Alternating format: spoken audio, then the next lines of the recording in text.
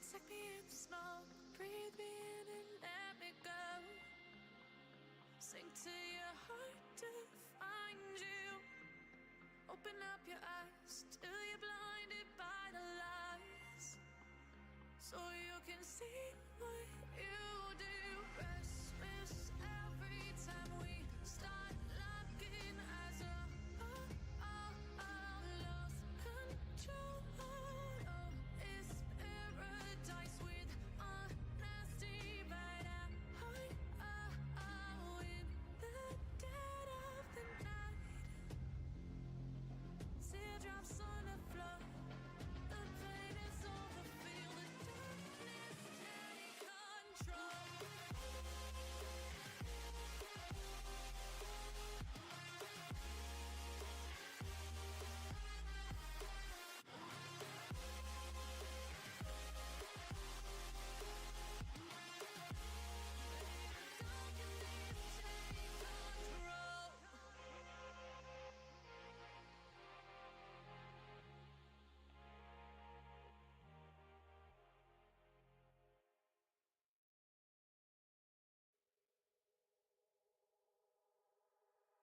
Greetings, welcome to the Alex F. Okay, we're back with more of the Spooky Train Mason Boogie build thing.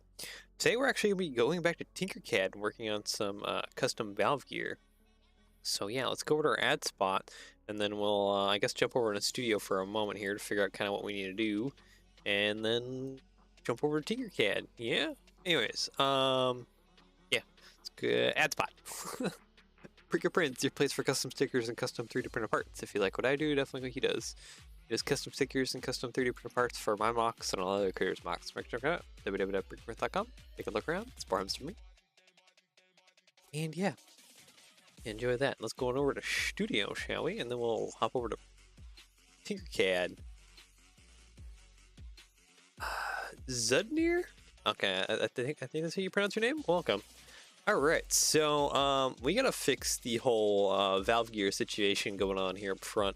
I have some pieces here just kind of temporarily put into place as kind of a placeholder, but I think today would be a great day to actually start getting some pieces of the valve gear in place, and at least, I'm not saying like 100%, but like at least try and get a good amount of detail going on here from what I can see going on here.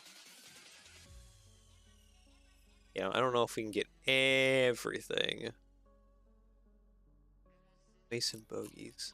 I guess I need to look up more Mason bogie valve gear. Oh, I don't have a diagram for the valve gear. Oh, hold on. Hold on. It would probably help if I had the diagram for the Mason Boogie valve gear. I think I have one. Hold on. I need to go to the Discord real quick. Check. Sorry about this. Let's see. Where is it buried? I think it's buried in the train chat area. Valve gear. No, it's top.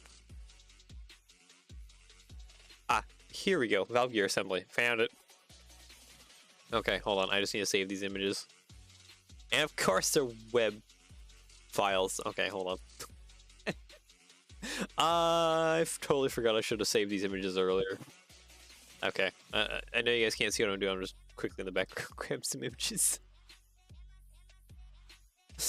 What a great start, hey? Immediately forgetting to grab the images that I need for what we're gonna be working on today. So I'm just trying to quickly grab what I need. I hate finding the right image. Yeah, usually I'm prepared beforehand for these kinds of situations, but yeah, no, I kind of forgot to go fetch that because we would probably need that, eh? Good thing I have some friends on the Discord here who have everything I need, I think, more or less. Okay, that's the spring rigging. I don't need the spring rigging. That's other stuff. I don't need that. Don't need that. I think I need...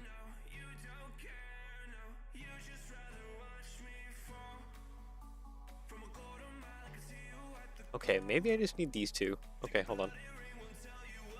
I think there's only like 2 more images I need. Edit, paste. File, save as, just a bunch of numbers, whatever. Doesn't matter.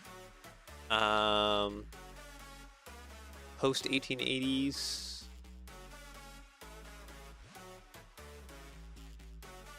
Yeah, I think I'll just do post. Okay, hold on. We're good now. Model add reference image. This one. So yeah, we need to kind of build this valve gear here if we can.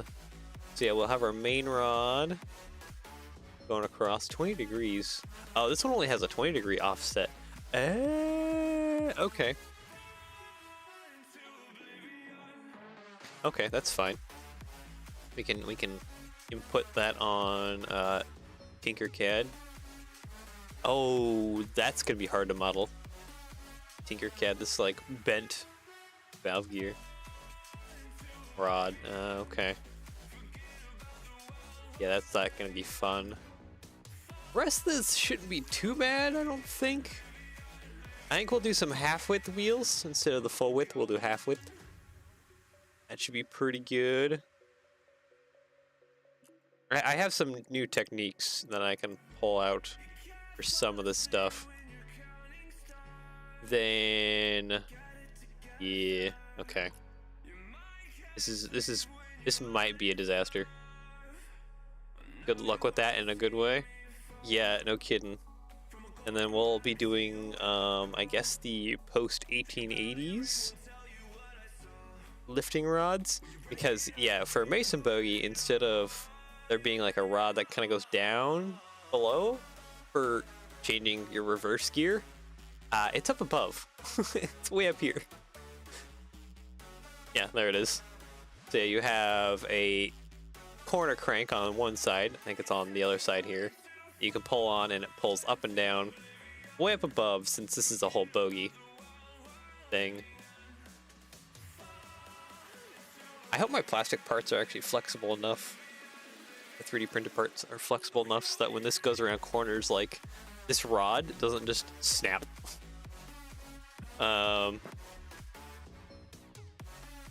Yeah. I guess, yeah. This needs testing either way. That's for sure. Anyways, I think I really just gotta get into it. Is this in the reverse position, or is that the reverse position, or is that the...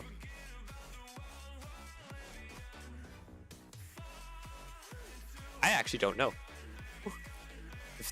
If what I'm seeing here is set in reverse, or if it's set in forward.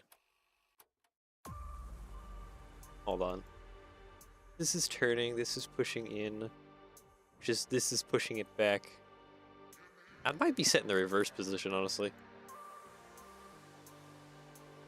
Dang it! Do I need more images of Mason bogies? Hold on. Hold on. Something's not right. Okay, those are all set to neutral position.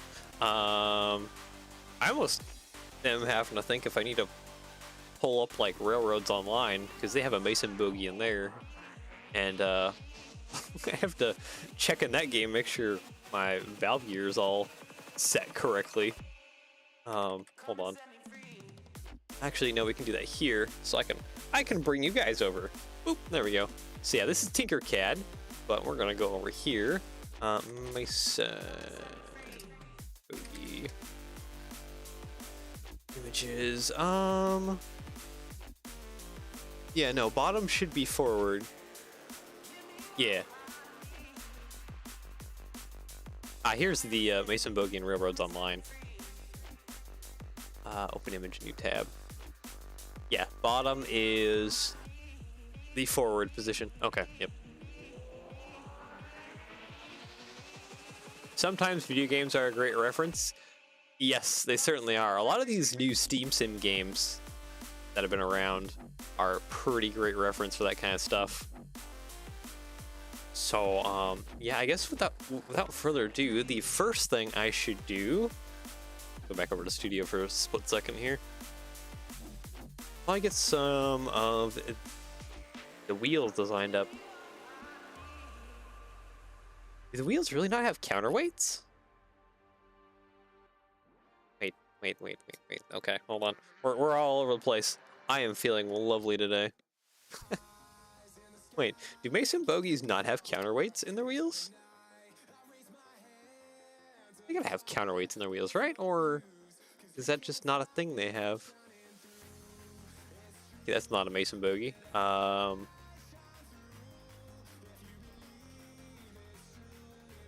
Where's historic images? Here we go.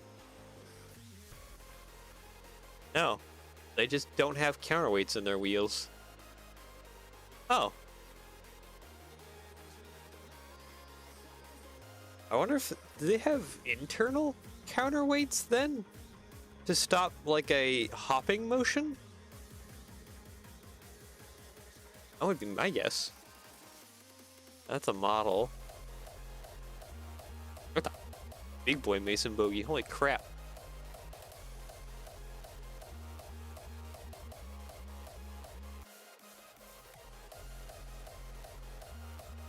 That's a type of Mason bogey? Yeah, they don't have counterweights in the wheels themselves as opposed to a lot of other locomotives. Oh, okay. I mean, that just kind of makes things a little bit easier when it comes to the design process, but sure. Okay, well, luckily, I do believe... Hold on, I gotta go back over to Studio. I do believe that these are a size... Yes, these are a size 7, technically, wheel. I'm gonna use the Brick Train Depot wheel size calculator thingy. Or not wheel calculator, but the wheel chart. Because that should be a size 7 wheel. That's some Brooklyn brick stuff. Oh, I have so many random custom things. Oh, okay. This dude just freaking out. Not happy about that. Okay, let's leave that alone. But yeah, no. 3x3 should be a size 7 wheel. Okay. All right. Boop and boop. This is a size 9. The only thing that I really need from here is those 2 inner parts. So if you excuse me, I will copy that over, and you're not gonna allow me to paste it over? Really? I guess this is because I'm in a guest profile page. Yeah, copy. No pasting, eh? I was hoping to duplicate. Oh, there we go. Oh, there we go. Okay. So these are a axle hole and a Technic pin hole that I know work. So those we can use because I know those work.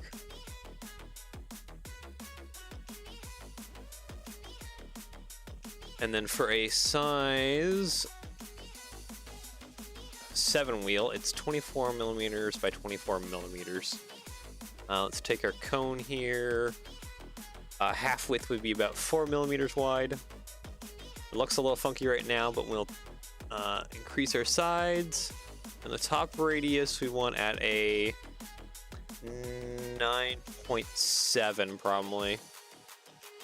Because that'll give us a slight bevel, which will kind of keep things good for the whole setup. Hold on, actually, unlink you two. You're 7x7, you're 7x7. I should probably increase you to an 8x8. Because that would be a full stud. That would help me with alignment a little bit. There we go.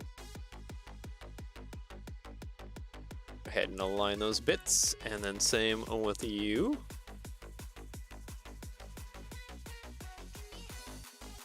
Okay, why do you have a bevel? Oh, you don't. Oh, that's, you guys are old models.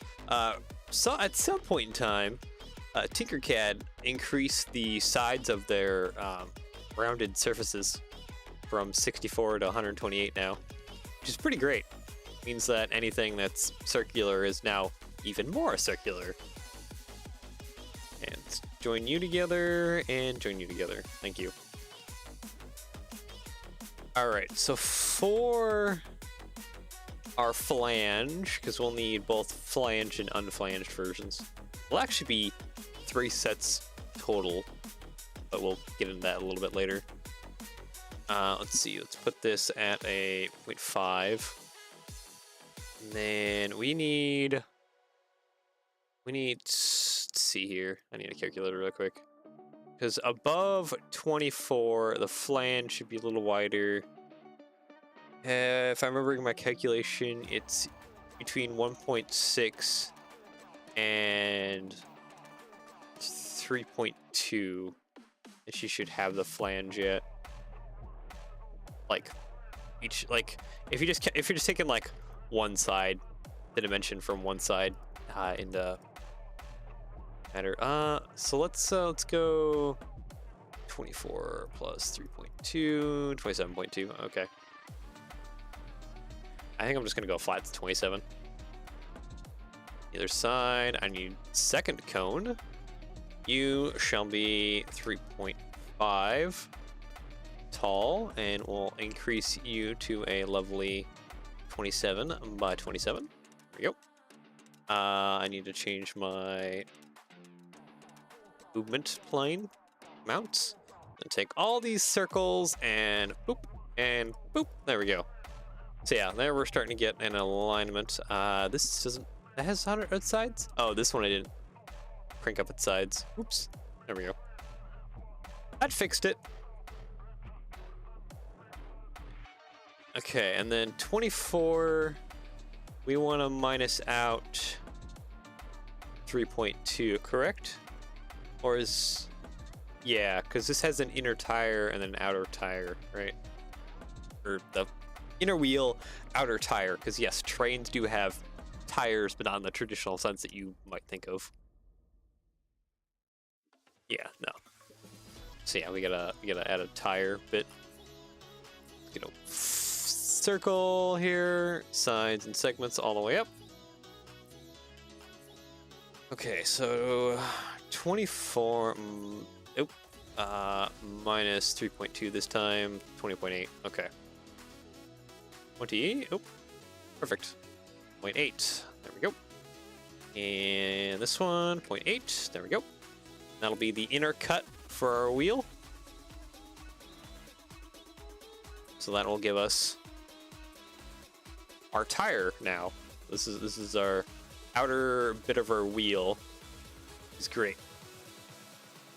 Now we need to do the inner bit. So this can be just 22 and 22, so it's just merged slightly inside. That is fine. Bring this down. So we want it slightly thinner than the outer tire because that seems to be kind of If I had a better image to work off of. That seems to be kind of what is going on with these tires. The little guy has counterweights, but the big guy doesn't. Do I have a good image? I would like a good image, please. 1,000? There we go. Open image in new tab. Thank you. So yeah, there's an outer tire, and then there's an inner tire that is slightly pushed in a little bit more. So instead of 4 millimeters, you should probably just do 3.8 would be probably a good dimension for that.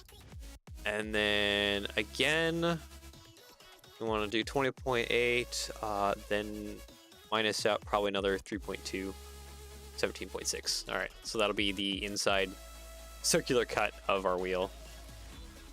17.6, oop, not 6.7. 17.6, and these are all using pretty close to Lego dimensions.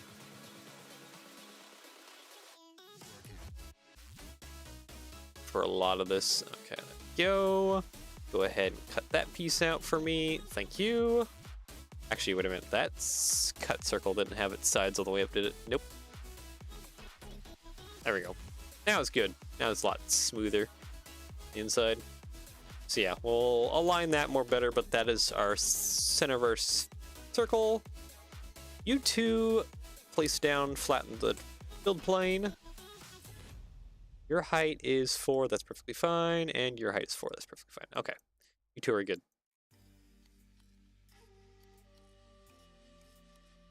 I wish there was an easy way in Tinkercad to add bevels to like the inside corners of things, especially with the cut. But fortunately, there is not. You could just click on something like this and just still have like a bevel thing show up. So bevel any hard edges. Because that would be nice to round things over just a little bit. Okay, and then simply for the spokes, we're just going to take our cube here, skinny it up. Probably about 1 millimeter should be fine. Yeah, we'll keep you at 20, 3.8, oop, like that. And then I think the real Mason bogies, not you, little model, had slightly more rounded spokes on the wheels.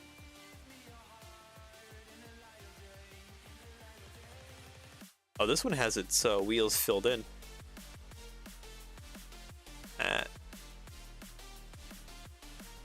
Those are counterweights.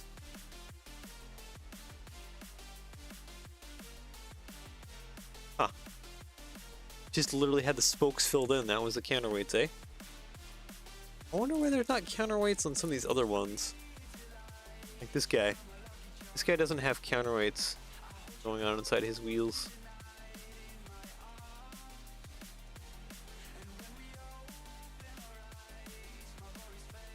That's kind of a weird thing going on.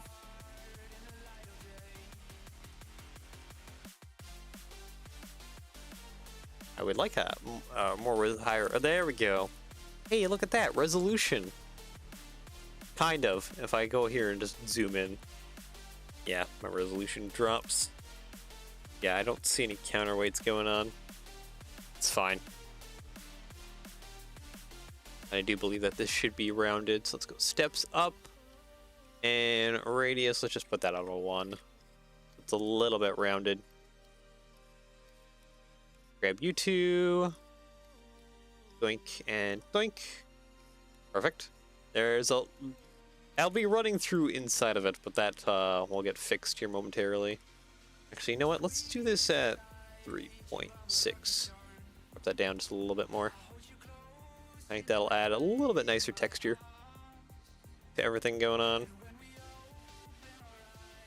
Let's see, copy. Actually, how many? Hold on. Nope, nope, nope, nope, nope. How many spokes are we dealing with here? 1, 2, 3, 4, 5, 6, 7, 8, 9. Yeah, 10. Okay, so 10 spokes. So that means that these should be duplicated and offset by 36 degrees. Then I can grab our thing here again. 36. And just keep going around. There we go. So yeah, I guess without further ado, that is more or less the baseline to our Mason Bogey frame. Let's get this actually aligned to the grid real quick. There we go. And bring over our wheel, or that piece. Ah. Okay, so that's off just a little bit, so I need to bring that in. Probably about 2 millimeters. Because at least the axle thing won't go all the way through, so it's fine if this is just inwards just a little bit.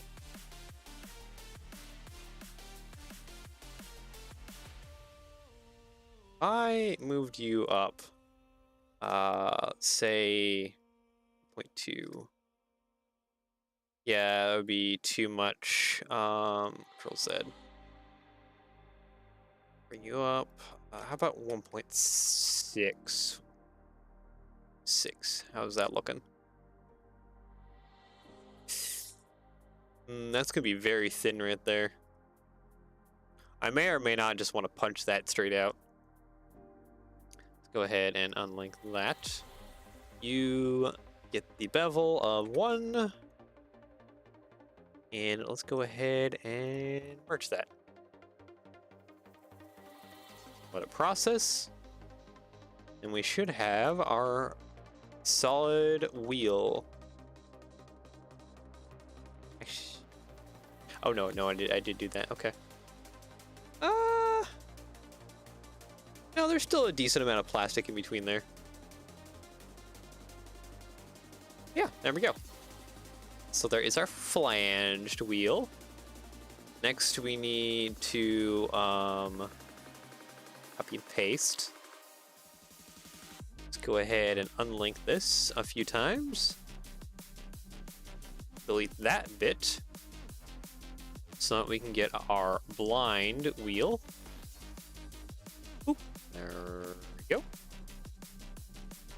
Yes. Process, do your thing. Alright, sweet. So there's our blind. And then I need to actually paste this again so that we can do our one that has the shaft on it for the drivers and the eccentric crank. Let's break you apart, delete you, and deleteth you. Pull this part out actually. What is the dimensions of our axle? 4.81. Okay. We'll use that as our dimensions for the rod. Alright, so 4.81 and 4.81. There we go. This needs to be... So the main rod and crank and stuff will each be 4 millimeters. So this rod should be actually just 8 millimeters. That's all it should be. And then we'll of course bring it up here like that. Line, dupe, and dupe. Actually, wait, this isn't the our axle dimensions, is it? No, I gotta pull up a different file then for axle. More designs in my gallery. There's a lot of stuff I've worked on. Okay, I need something that has an axle on it. Now that I think about it, because my hole and my solid, I believe, use 2 different dimensions. So where is one of my things with axle? Also here, great advertisement for Bricky Prints. Things like these fenders for your trucks, these are on Bricky Prints.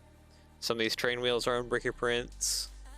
And a lot of other stuff that I've worked on for him, and some of this never finished, like this larger cement drum. This needs to get tested again at some point in time. Various clips, other projects. Yeah, there's a lot we were working on. I think this will work though. This is already a tested design. There we go. Yeah. And what is the dimensions of this? 4.58. There we go. Copy. Paste. So I need this guy. This is an actual tested axle. So I know that the dimensions are correct, at least in this side, 4.58 by 4.58. Which means I should probably increase this one to 4.58. Yes. Yeah. 4.58 by 4.58.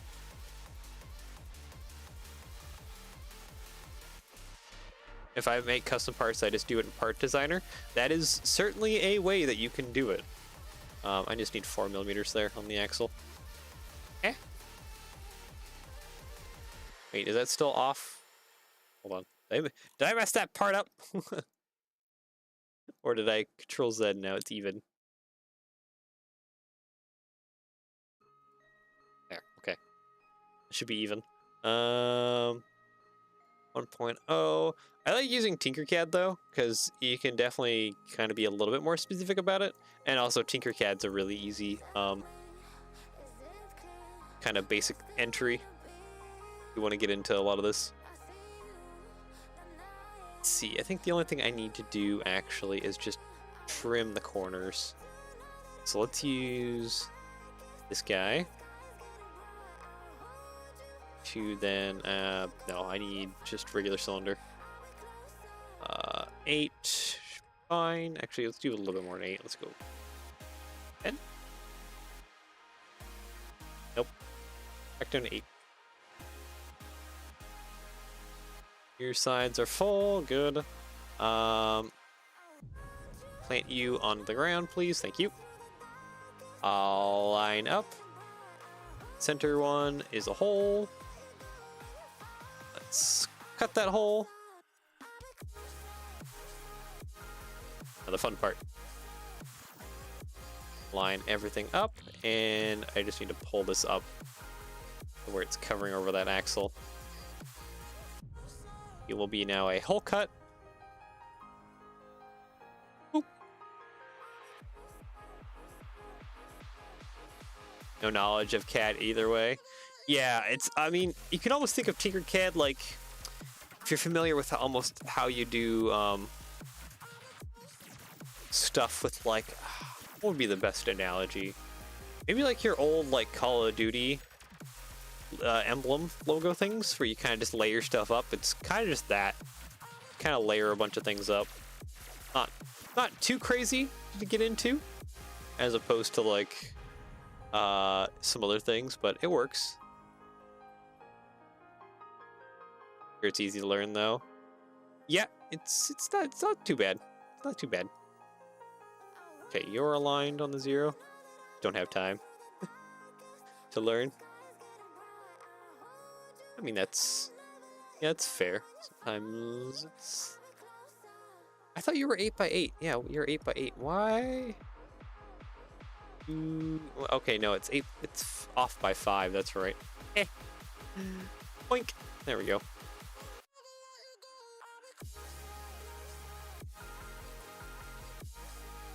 This is 27, so it's like off by like 5. Yeah, there we go. And then we want to bring this up by negative 1.6. There we go. And ciao.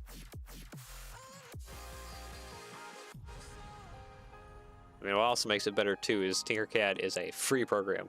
So you're just log on and you just got it. Blender's also a free program. I kind of wish more stuff was free so you can design it.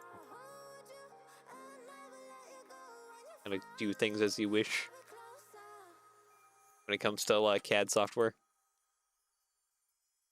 There's definitely a lot of good options out there. And you can still use things like Google SketchUps. Yeah, free is a huge factor. Oh, wait, there's only one thing I forgot to do with this guy. Oopsies. Let's unlink him. Is I gotta slice off the rear of him just by a little bit. Let's increase this to like, no, this 24 by 24 is the base outline. Let's go 30. 30 by 30. There we go.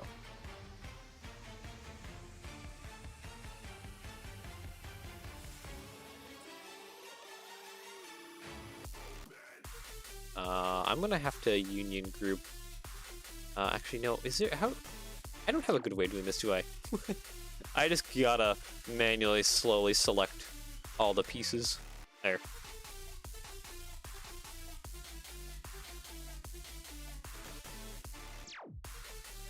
There we go. Okay, so I had to cut out the rear because I forgot that I need to have a little bit of space kind of on the bottom for the flanges to fit behind. It actually doesn't look like I cut out enough space. How tall were you? You're 1. Okay, let's increase you to 1.5 then. Get just a little bit thicker. There, maybe that'll be... 1.5 is maybe too much. Let's do 1.2. Yeah, okay, that looks good. Long as it's above the kind of slope there of the flange, we're good.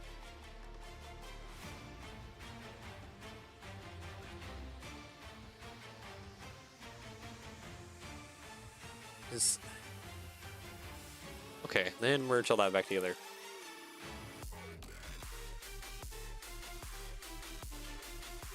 And sweet, we have our wheels.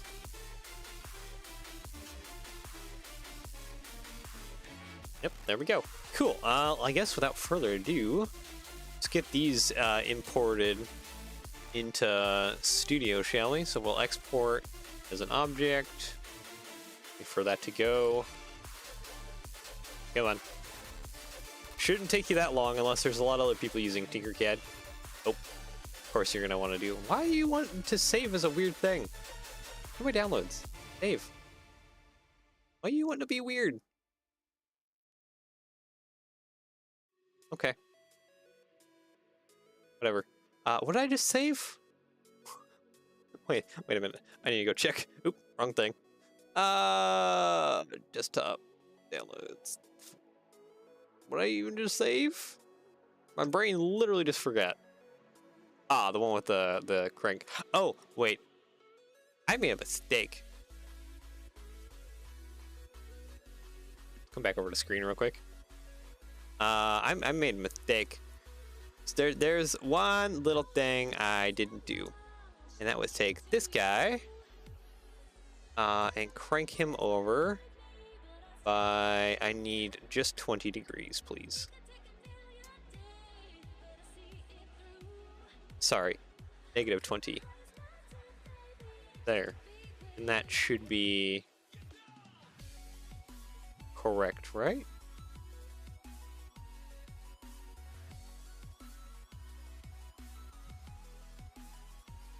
Yeah, hold on, go back over to Studio. Yeah, no, it's a 20-degree offset. Okay, we're good.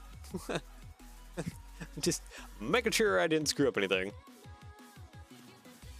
All right. So yeah, 20 degrees. Now it's good. Now it's good. So we need to make sure that our eccentric crank is offset. Generally, it's offset by 30 degrees. But I guess for this little guy, it's only just 20. It's fine. Okay. Oop. Ah, nope. I don't want that. Nope. Go away. Go back.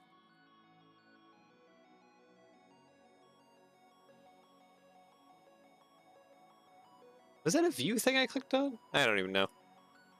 Whatever. Export object, please. So now we should have the correct one. Okay, whatever. Just save. You're fine.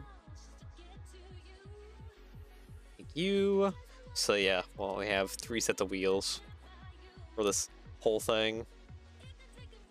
Yeah, just save there, and you export object.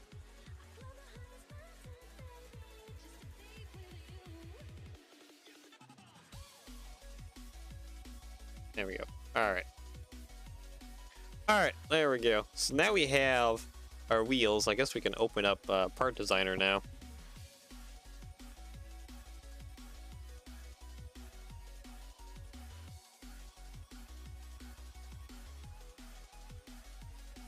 Get these imported as soon as Part Designer opens. I guess you're waiting here a few seconds. Actually, you know what? Go away. Yeah, go away. What does the main rod look like?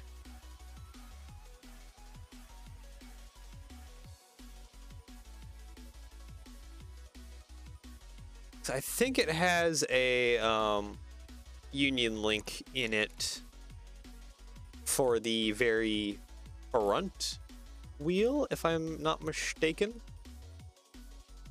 Here we go. I can kind of see that a little bit better. Only slightly. Yeah, no, it does have a union link up front. Okay. Looks like each one is actually just a square. Okay, that'll make it easy. Do each one of those. Art Designer, are you open? Not now. We're not gonna update you now. Sorry. Okay, create new from scratch. Okay, hold on. I just need to slap the files on my desktop real quick. My goodness, I have so many things open in the background. I don't need all that. Half of that can go away.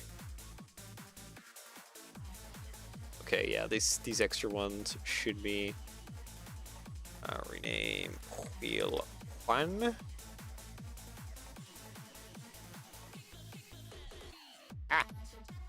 Hold on, I'm just pulling these files and rename wheel 2, and I'll name them something a little bit better. Rename wheel 3. There we go. Okay, so now we can come back over to Part Designer, import 3D object, choose file, wheel 1. There we go. 250% is what you always need when you're importing files from other things. Tinkercad, mostly, from what I found, is you always need a 250% percentile in order to have the dimensions correct. Alright. So then, yeah, we have our wheel. Perfectly sized. Now to add connectivity, I need an axle hole, please. Thank you. That's an alignment I can work out. And then I need a Technic pin connector. You're not going to want to line up that easily. That's fine. And I need an axle for the very top. Okay, why are you aligned in such a weird way? 0 out, please. And then I just need you at 0.5. Thank you.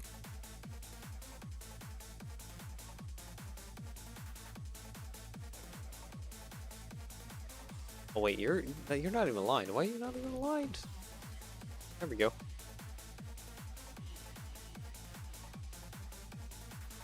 Alright, anyways, I think it's this dimension that goes upwards? No. That is exactly where it needs to be.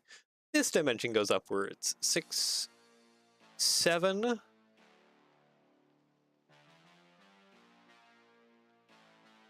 Yeah, 7.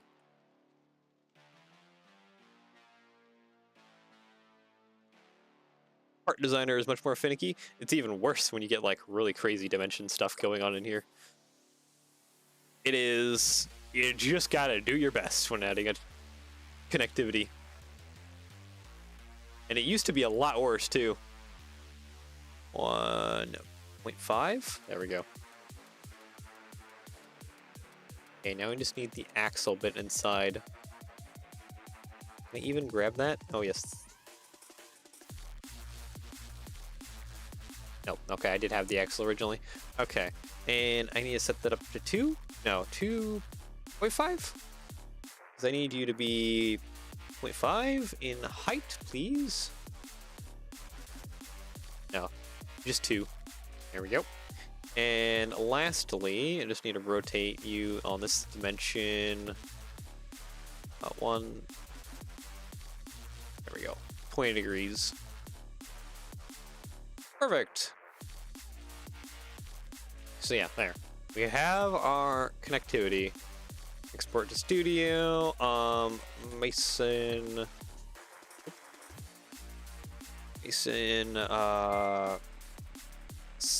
call this crank wheel flanged ACV, and then I'm just gonna 3069B. That's a plate or a tile, if I remember correctly.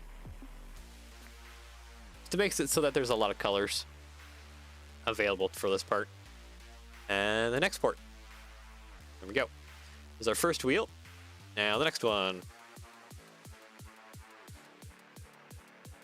I didn't actually name it like a size. Okay, that was my bad. I should have named it a size. And you're angry why?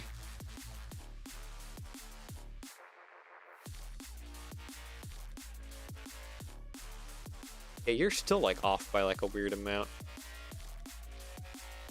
Yeah, you're not floating, that's good. 0.1? No. Nope. 0.1? A lot more than that. 2. Yeah, 0.25? No, it'd be 0.27. There. That should hopefully be centered on the build plate. Or at least centered enough for our purposes, that's for sure. And check the pinhole. It doesn't want to align, that's fine. We'll worry about that later. 0.5, thank you. And 0.5. There we go. Yeah, you're still not aligned.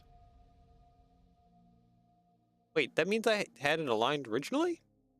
Really didn't look like that. Unless those studs are off. Studs might be off. Oh, part designer and your weirdness.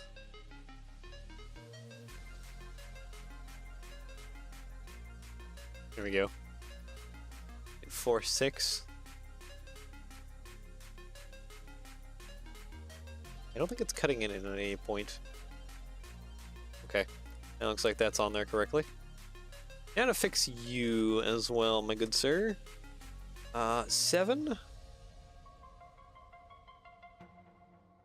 6? No, 2.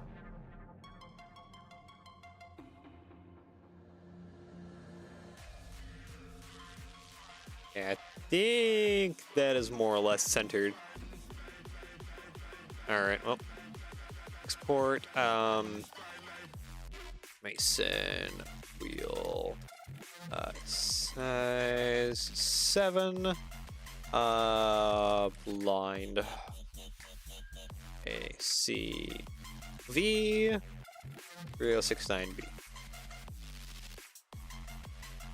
There we go. Alright, and lastly, we got just the last one.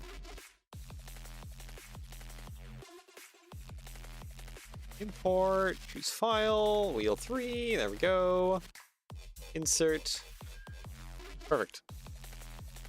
Now I think you just align, right? Yeah, sure. Hole, Technic pinhole, Technic axle hole, there we go.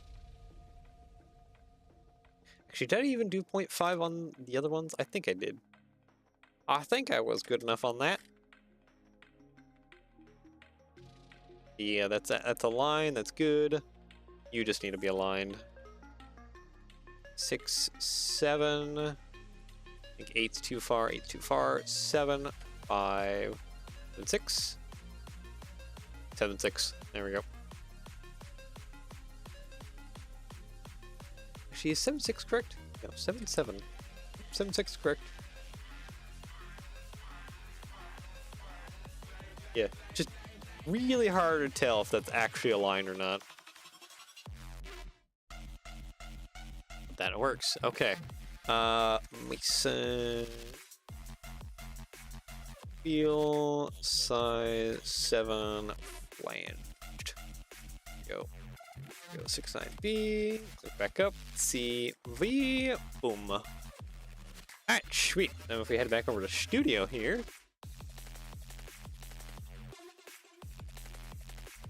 Give it a second here. It seems like it's struggling. Alright, Mason. There we go. There is our first 3 pieces of our Mason bogey set. So I think a plan is go blind in the center. Yes, placed correctly. Thank you. Delete all that.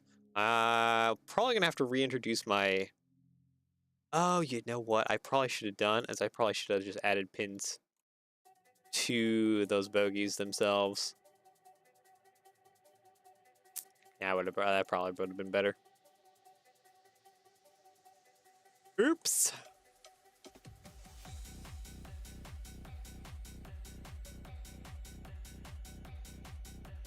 That's maybe just a slight design flaw. Alright, but there we go. There is our size 7 wheels in place. Cool. Actually, could we... We don't want to, but we could just use flange all the way, couldn't we? Yeah, we could. No, this is fine. We're fine. There should have enough bite on there, too. Yeah. Okay. Now that we're good there, I guess it's time to get on to main rod and crank and all that jazz. Go ahead and get rid of most of this valve gear that's already sitting here. We don't need it because we'll be making our own. Also, I really hope that that is what 4mm gap between here and here, because that would be very nice if that is.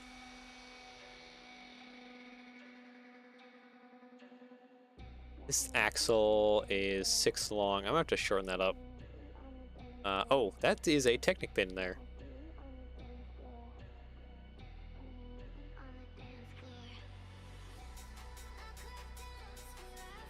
I want to change that to a non-axle hole.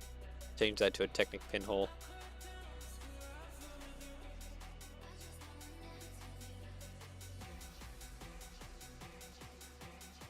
All right, real quick, I'm just gonna not custom parts. Nope, main, please. Place all, browse parts, go down. I just need to find a Technic axle 5 long. Should be, I think it's this one. No, that's too short. This one. Yes, that is the 5 long axle. Cool. And you don't want to align, do you? There we go. Now we're good. So sweet. All right. So next, yeah, we need to just do main rod stuff. So let's just continue using this file. I'm gonna put those up in the corner. So the main rod, all right, is every bearing surface, I'd say, is square, and then we have a union link in the middle, which will just make the entire thing solid. We won't actually do a correct union link because it's just kind of better that way. All right, well, start with our square. Sides, radius, let's do just a 0.1 radius. Round things off. We need an 8 by an 8 by a 4mm, and that is our bearing square. I need those Technic pinholes. Hold on. I'm just gonna do that. so that I can grab this, copy paste. Boop. There we go. I should probably just leave these here so I can just yoink them when I need to. Just put, you know what? Let's actually have them in their union group here. Yes, process tinkercad. Come on, do your thing.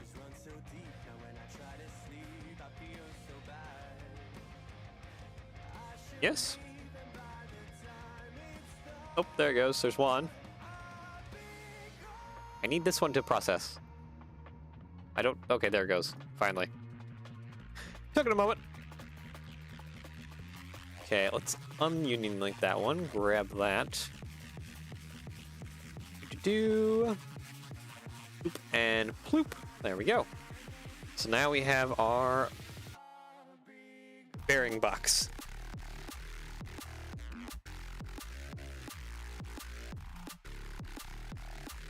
Sweet.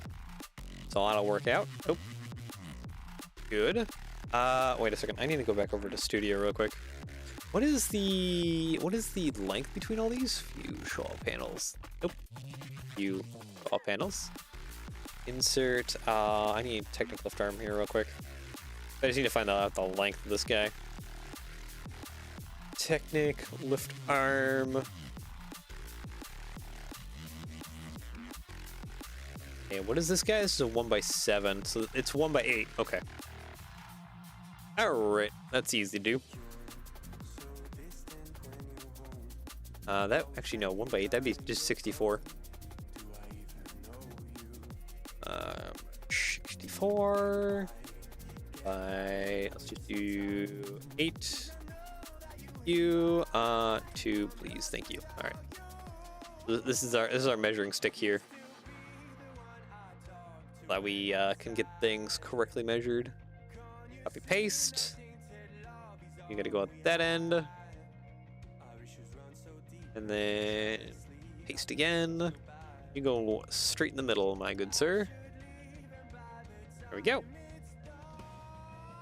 So there is our broad positioning areas.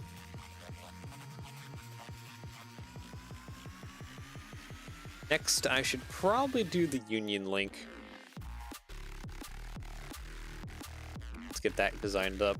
It does have like a small pinch in the front and the rear, which means oh, this thing is not going to be reversible between side to side. So that means I gotta do like mirrored images of the two. Let's do 2 at that. Bring this back up so it's level with this surface. I need this to be 8. Thank you.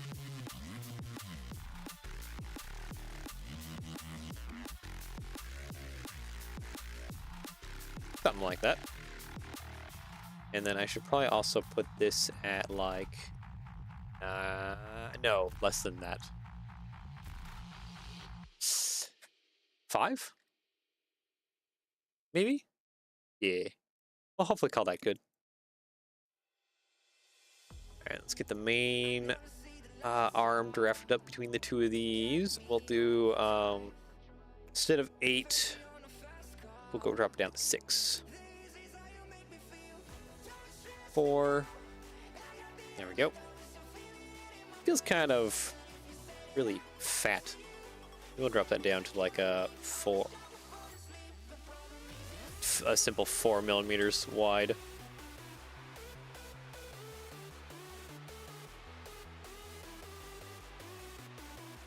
Yeah, that should be pretty good. I should actually lengthen this out. Let's do 28. That should be to the middle. We'll of course use the cutting of the holes here to cut this out. Steps full. Oh, come on. Radius 1. Gotta help round things out so it's all nice. And then last thing I need to do is actually just cut a little bit there on the inside. Let's go. Go just 2.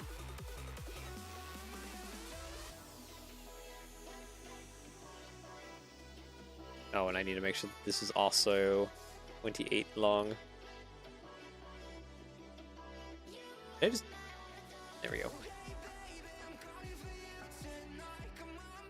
Sorry, I'm not talking to you. I'm making a model at the same time. Ooh, what you working on? And it is perfectly fine. You can use me as background noise all you want to.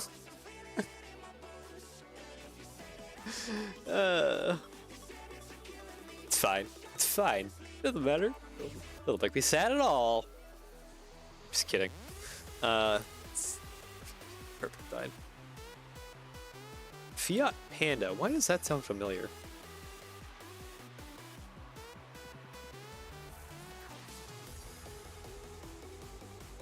Why do I feel like I've heard of the Fiat Panda before? Oh, come on, phone. Load up faster here.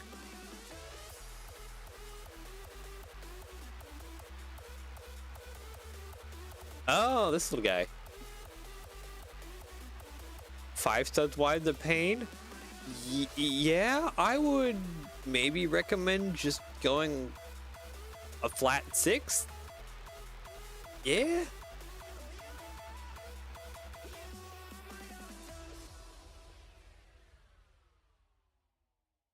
Fiat Panda. Yeah, that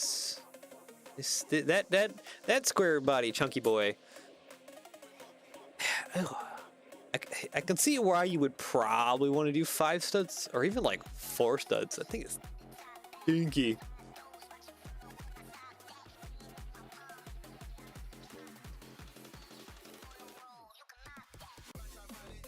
I usually build 6 but wanted a challenge. I mean,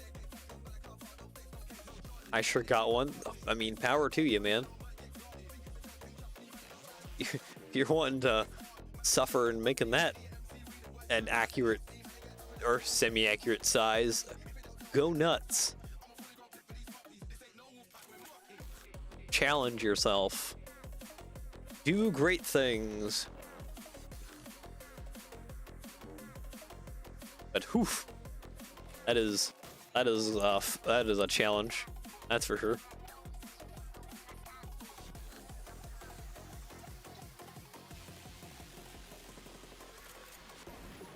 Okay, so I think we have that place. That'll be kind of where our union link happens. Then I just gotta actually, I think more or less just copy and actually, I don't even need to copy and paste this. I can just make it 3 tall. There we go. Go ahead and cut these pieces.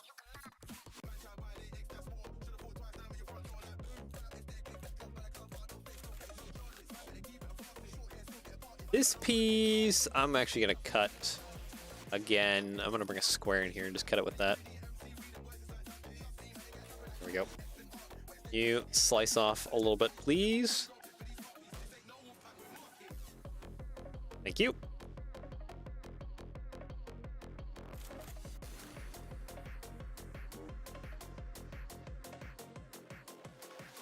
Yeah, I think this should be good. I'm kind of just throwing stuff at it right now and seeing kind of what feels good. 3.2 by 3.2. We want this to be just a singular 1 millimeter tall, and we want to bring it up till it's right above there. There we go.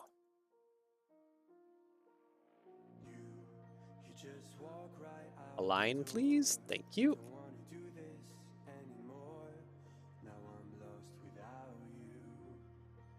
I think I got something going here. Hopefully I do.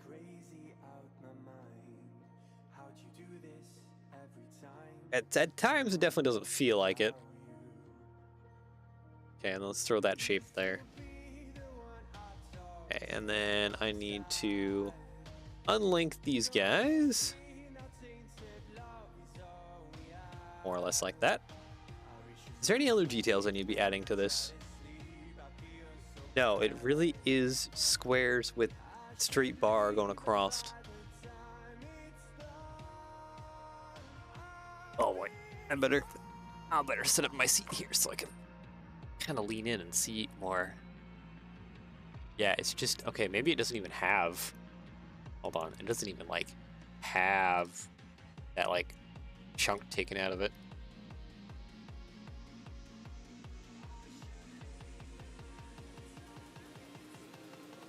It's just a short boy.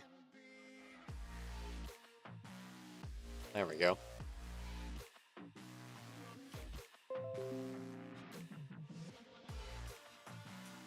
OBS, why are you giving me issues already?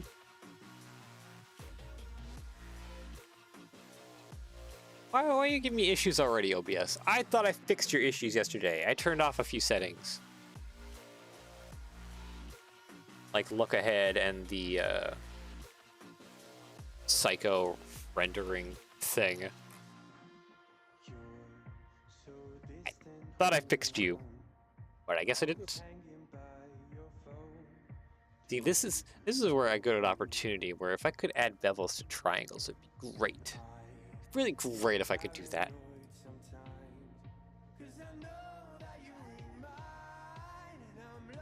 I think more or less this is our main rod for the mason. I mean, it should be technically a little bit skinnier. It's not really a great way to do that without losing a lot of plastic around these Technic pin areas. Oh, you know what? Maybe we can do it a little bit thinner. Yeah, no, because I have... Hold on. More designs in my gallery. Where would that be? That'd be towards the rear, wouldn't it? Because I do have smaller Technic pins somewhere buried in here. Half pin. You're probably it, aren't you? You are exactly what I'm looking for. By 5 millimeters? Yeah, no, we're gonna have to cut some of that out. I think this is it right here. Yes, that is it. My little tiny fractional Technic pin. Gonna copy you and paste you over here. So yeah, we can make this smaller. We can make this a lot smaller. Okay, delete you, delete you, delete you, delete you, delete you. Yeah, more or less delete you too. There we go. All right, sweet. So we can skinny you up by like a lot. So let's put you down to 6.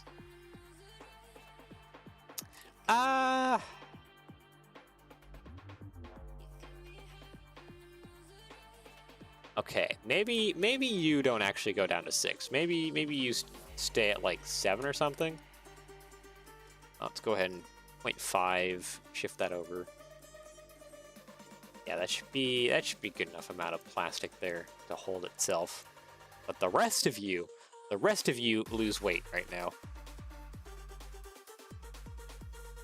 Get a lot smaller.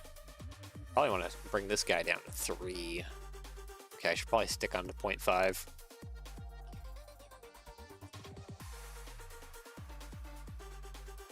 And 3, bring you over to the center. You get to be magically now 6 wide. Clock you over twice. 6 wide. Clock you over twice. And yeah, these are still here. That's good. All right, that's gone.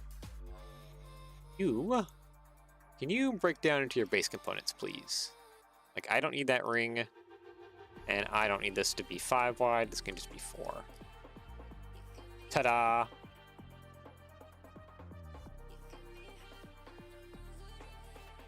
Because, yeah, we can have this Technic pin on the backside of here. And that'll work out, so I can just plug that in there, and I don't even have to worry about these Technic pin holes. Ah, it'll be fantastic. I just gotta fix everything else. Now let's just shrink you in. Everything else needs to shrink. Yeah, okay, so we kind of want to 5 by 5? Yeah, that'll probably be fine. Bring you over a little bit.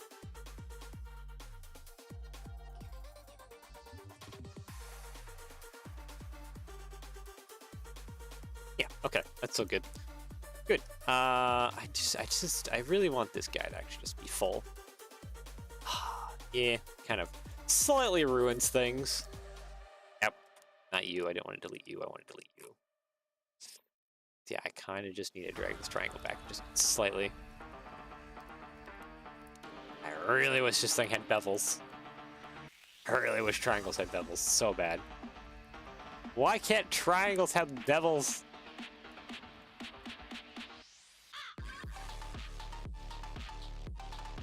I guess I could always take a square 45 it with bevels.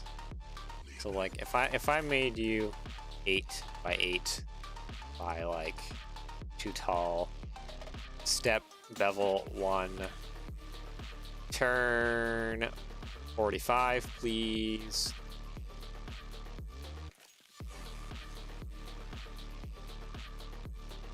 I think that's actually centered.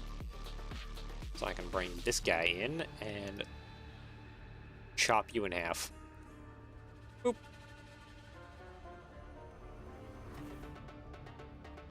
And now my triangle has bevels, and we can probably play with it in order to get it to work. Let's just bring that kind of in.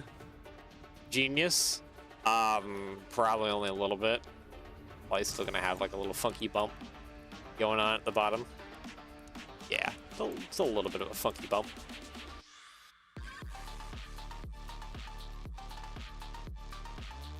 I don't think my genius is that strong.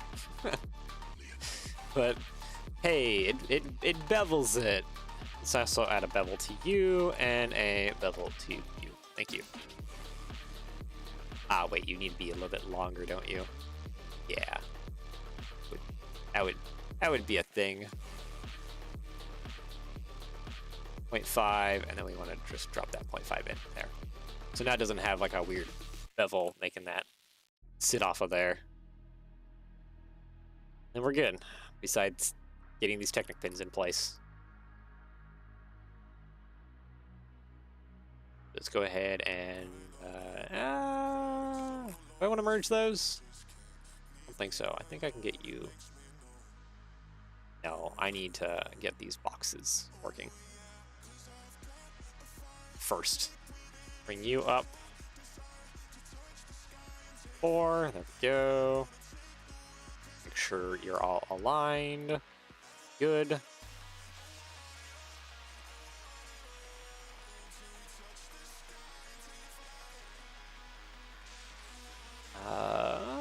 Is that aligned? That's aligned. Okay, sweet.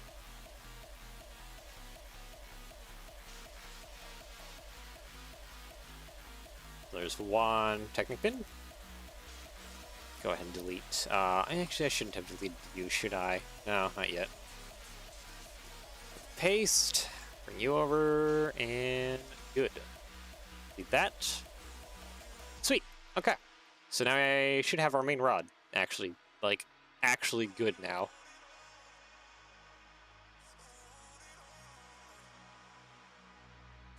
So we have a hole that'll fit over the eccentric crank rod here that's kind of going on.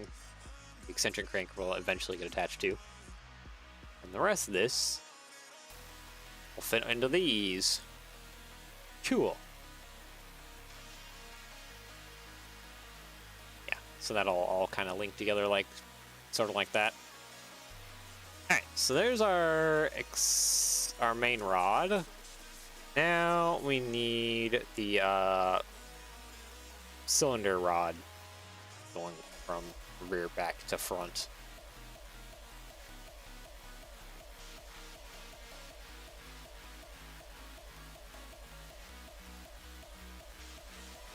Okay, I think I'm gonna have to go over to Studio for this actually to figure out what the length I need is. Let's hop into Studio. Alright, so to go from here to here, what are we looking at? We need to make sure that we have enough room so when this is back dead center, this doesn't slip off this bar. Because that would be a problem if that happened. But honestly, 7 long might be the answer.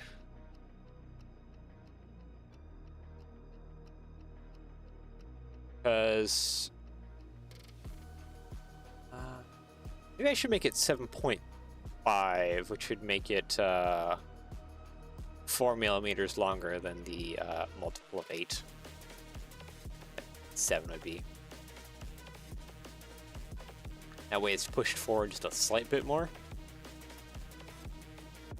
If you're... Okay, hold on. I needed to get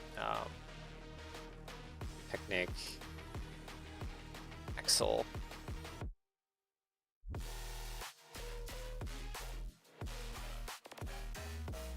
Oh, come on. Let me hinge you forward.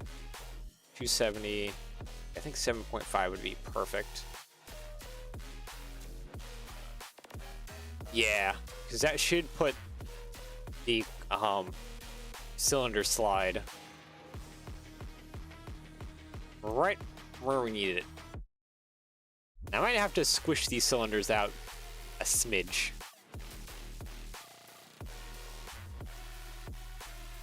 Right now they're on brackets, but I might have to get rid of that bracket and just have them on a full plate. Just so I have enough room here to get the slide in place.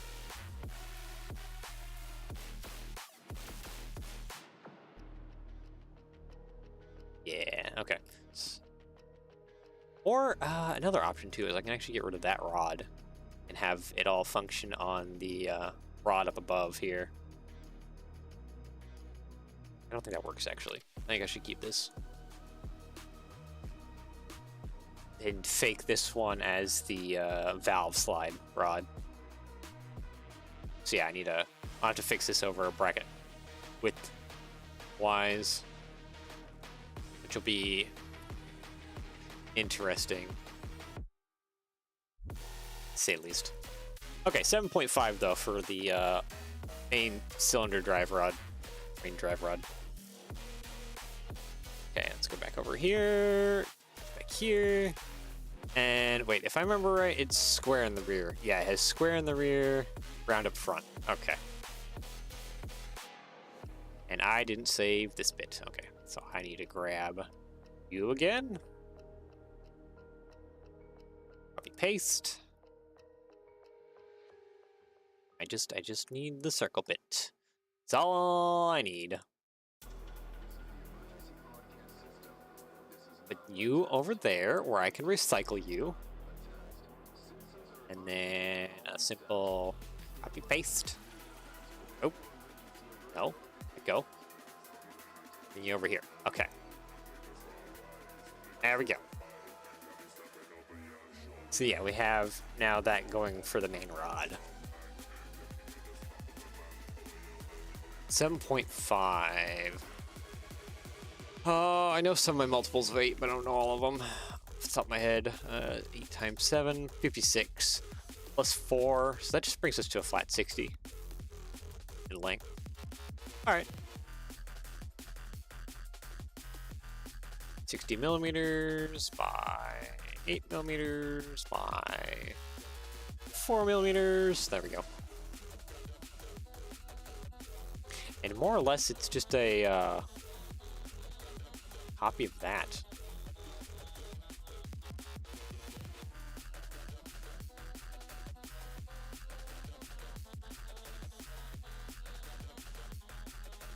I guess let's get out our 8 by 8 square again. Alright, sweet. So let's get this aligned to the millimeter. You right there, you over here, delete that, there we go. Now we have our length set. Radius, 1, you. And it's just a straight rod, right? Yeah. These don't have any, like, indentations or other design motifs that, like, bigger trains would have. It's just solid. It is tapered though, isn't it? I'm pretty sure. No, it's no, it's not even tapered. Okay.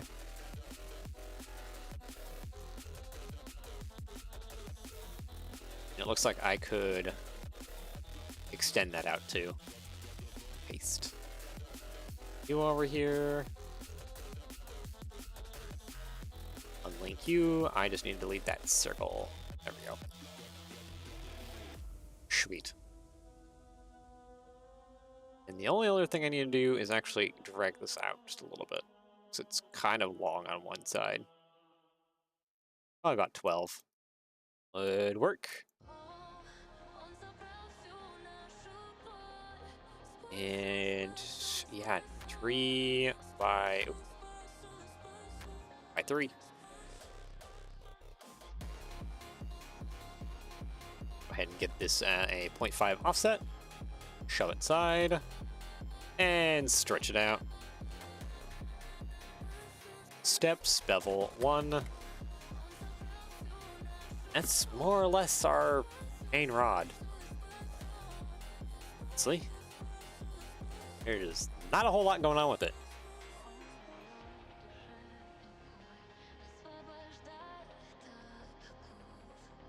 There's a main rod.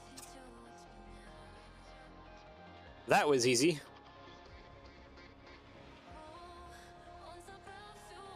Alright, sweet. So I guess next would be the eccentric crank itself, which that should be about 2 studs away from each other, I would think. Hold on. What does our blueprint say over in studio? Go all, please. Thank you.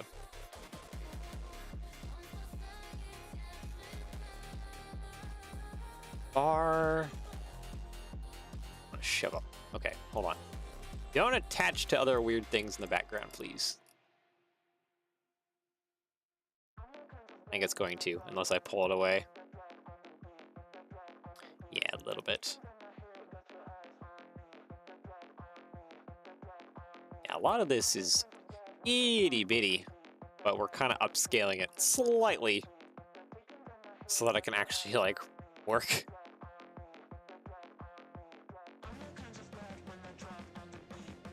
Let's see, are you... I think you're roughly 2 studs away from each other. It's pretty dang close to it.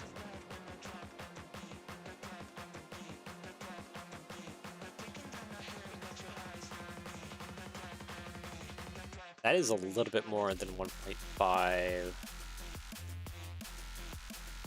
That would be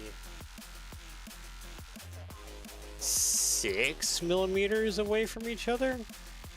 Centers of each one. Probably.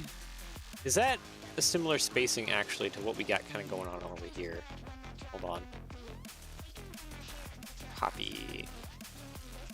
Paste. Put you down real fast. Oh, I don't have the connection points. Whatever. It's fine. I'll just pull over a Technic pin here.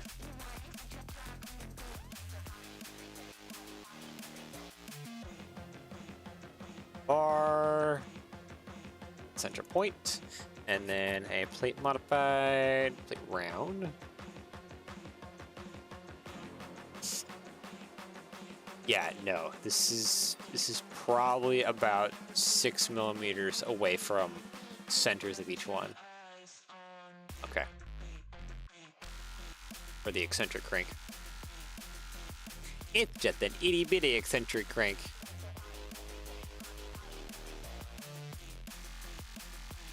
Back over to tinkercad then.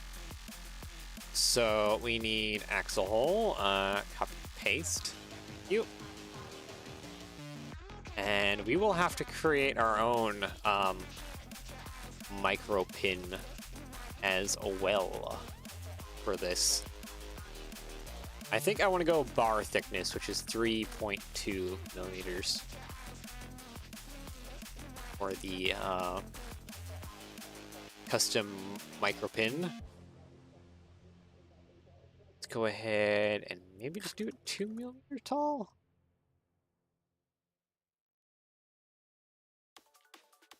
Yeah, it feels kind of maybe a little bit too small.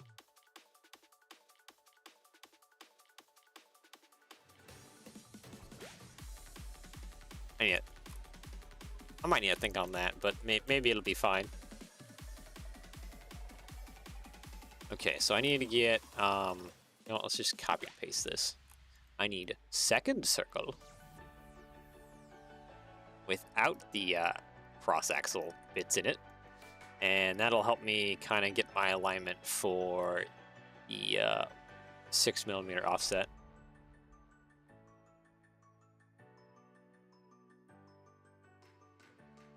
Line yourself, please. Thank you.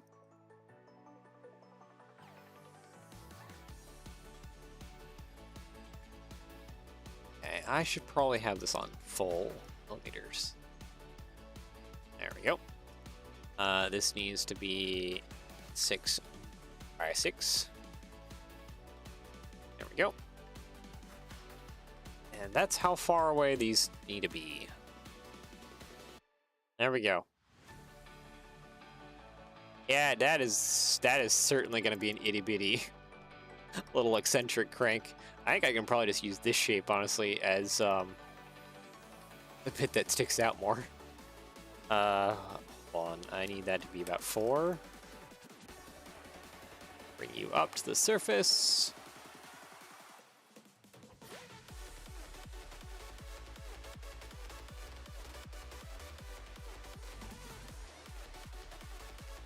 Eight.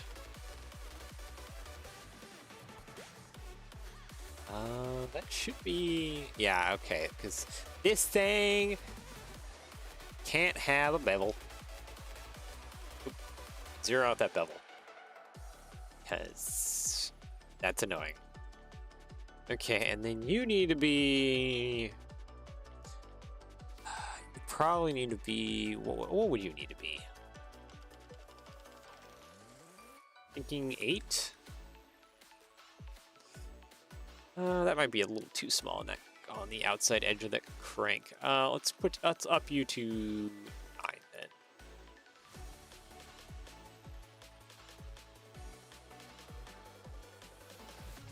Nah, maybe we will just keep that at 8.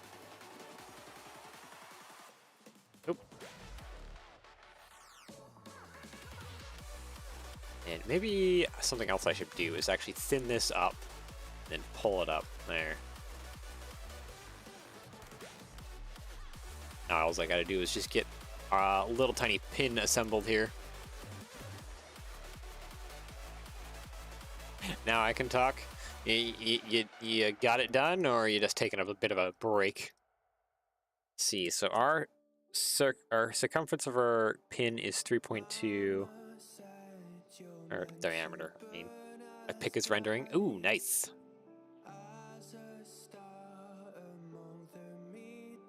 So you got it done. Sweet. Okay, so if the outside is 3.2, so I probably want to have this about 0.4 on either side. 4. And this should be like only like. Guess I should make instructions. Ooh, we're speeding right along, aren't we? Straight into instructions as well.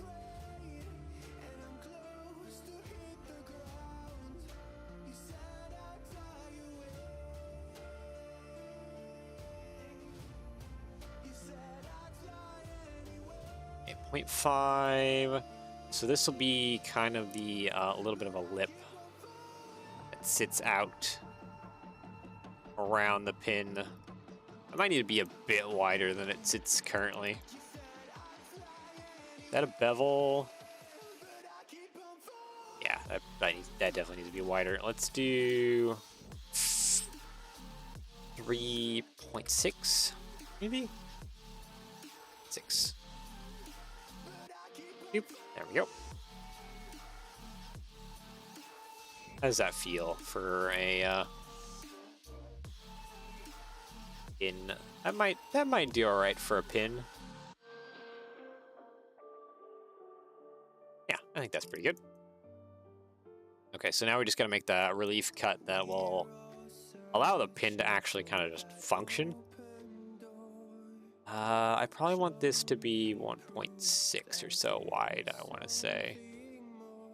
1.6. Okay, let's do the same. Actually, you know what? Segments up, sides up, please. Thank you. Let's do the same thing with a square. 1.6. 1.6. There we go.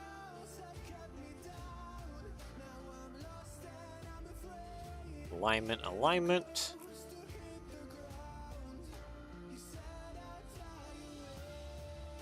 1.6. That would be, that's 8. So there. 0.8 offset. That's off by 1 here to the side. There we go. Sweet.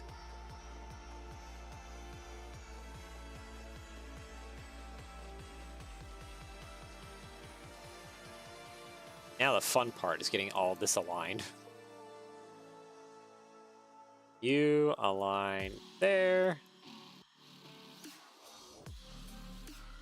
You know what, that... Oh, wait. Okay, it didn't throw off the pin. Oh, goodness, that is good. I was kind of concerned about that.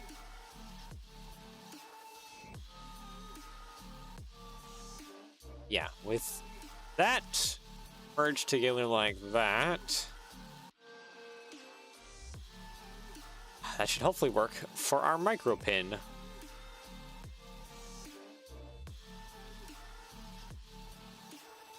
Okay, get this merge.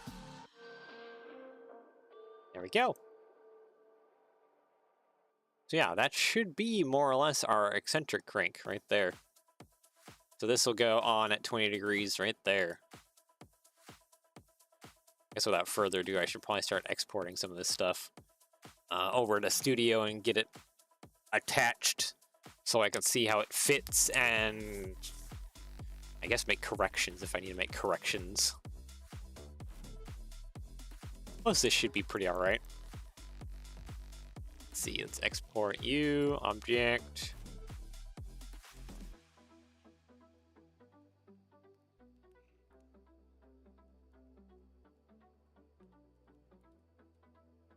Okay, there we go. There's one exported. I need the other one exported. Then I need the eccentric. And then we can edit those in Part Designer and get those imported into Studio, shall we?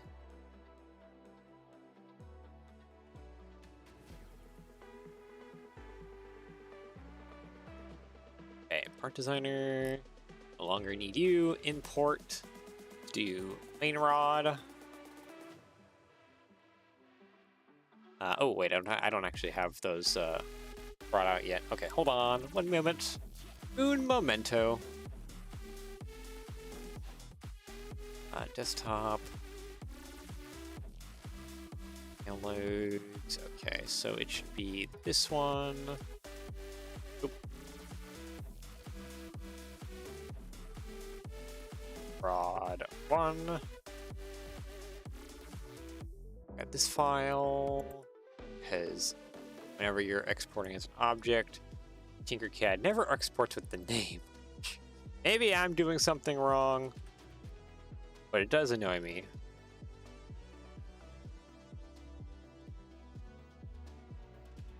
I would like it if tinkercad exported with the name attached to the 3D file. That would be nice.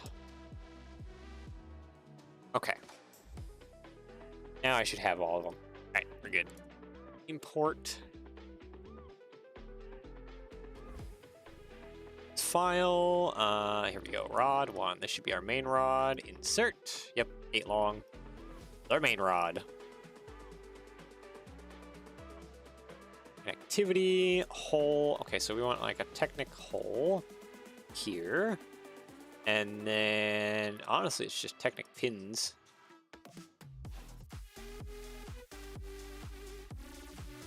Post it on rebrickable when I'm finished, just in case I don't finish or you stop streaming. Ah, sounds good. Depending on how far along I get with the valve gear, I'll probably stop here in about 20 or so minutes. But if I still have like a long ways to go on the valve gear, and I don't feel like I've made enough progress, I'll probably go for a little bit longer. Okay, this is 0.5, and this is 0.5. There we go. Yeah, there's our little micro pins and all that jazz. Sweet. So that's like a really simple one to add connectivity to.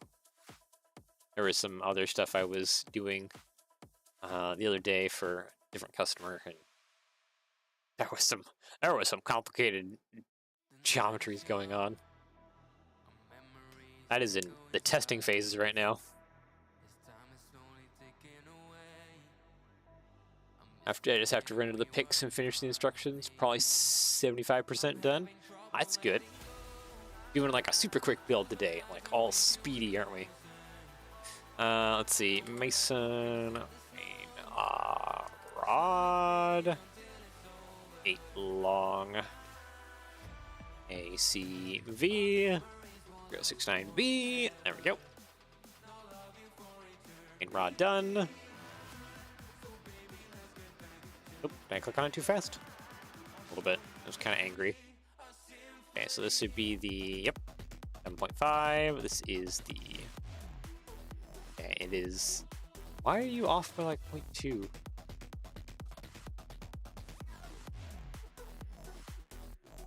Ah. It feels like it's angry. 0.5? No? 0.25? Okay, there we go. I thought I gotta line it up. I did start before you started streaming though. So you've been working on this for a while now. Just looking for something entertaining to listen to in the background. Even though I don't know how entertaining I am. As a creator, I don't think... I need to learn like better entertainment skills. I think they're like crowd... It's like crowd control, crowd something skills. There's a name for that type of skill. A lot of like comedians and stuff have it, where you're just like really good with like lots of people. I have always been super antisocial, and I can definitely face people easier when I don't have to face them face to face.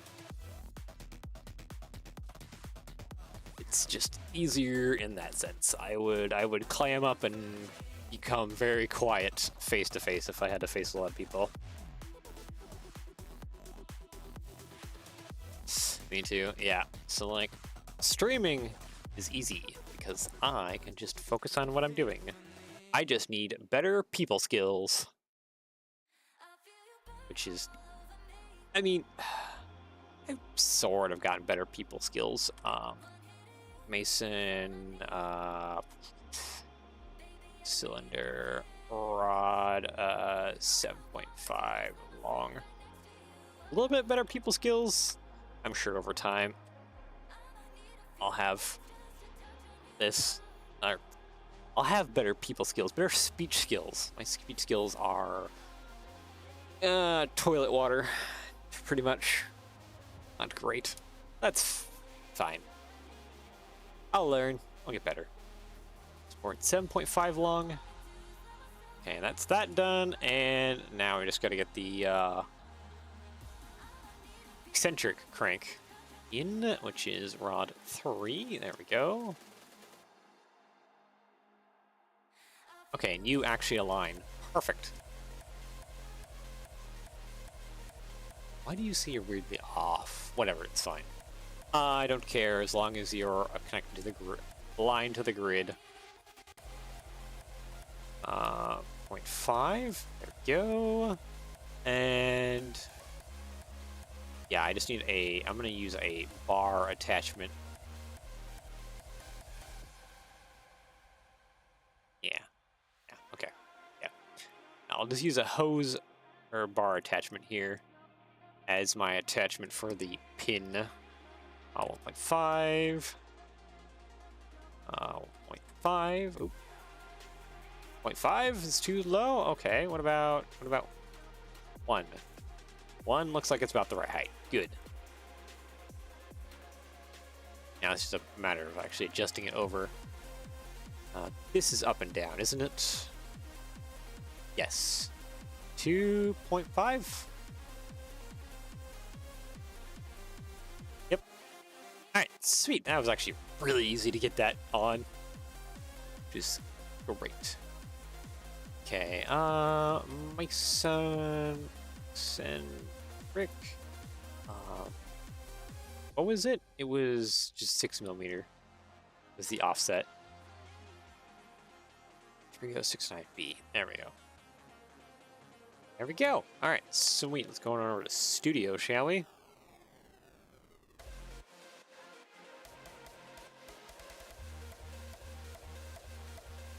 Adding interesting commentary to your tedious design process is a high bar to cross, to be honest. It is. I've thought about telling stories, I guess, from my childhood and, like, I don't know, different experiences I've had, different things like that as, like, some form of entertainment.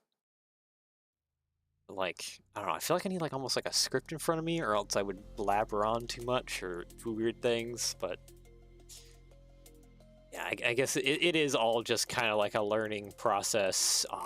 You gotta build the skills. You don't just magically have them. Even though I swear some people do. Just magically have certain skills that others just don't.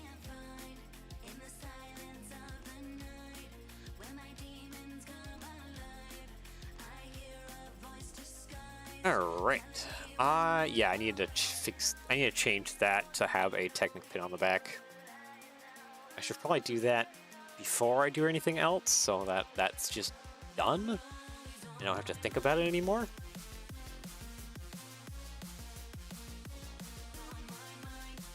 Anyways, main custom parts, my son. All right, main rod. Simply just quickly snap into place here. Yeah. Okay, that's not like perfectly snapped in place. This wheel is too far forward. All right, is that more or less perfectly snapped kind of across? Yeah. Okay, so there's like a bit of a weird alignment kind of going on here. It might be with the connection points themselves.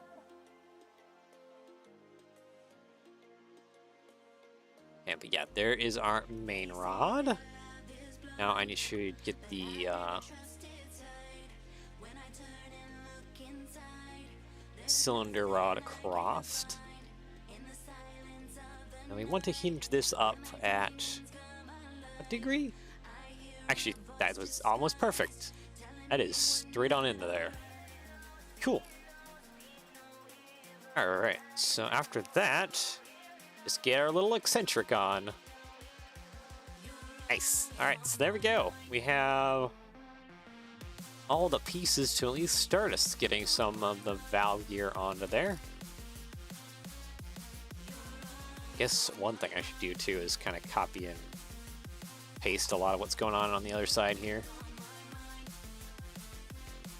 Get both sides going at once.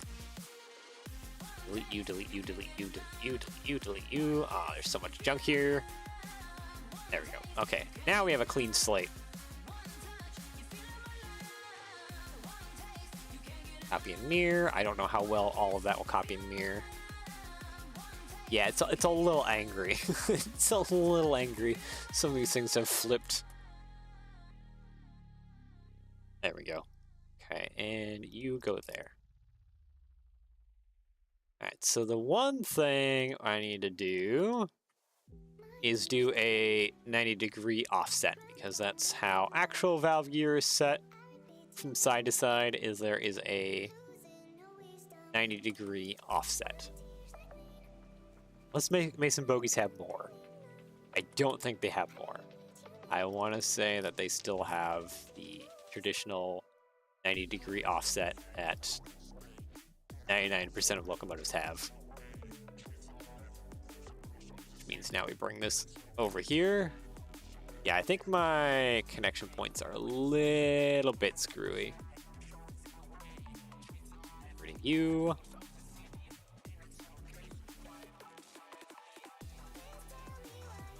Just ever so slightly screwy.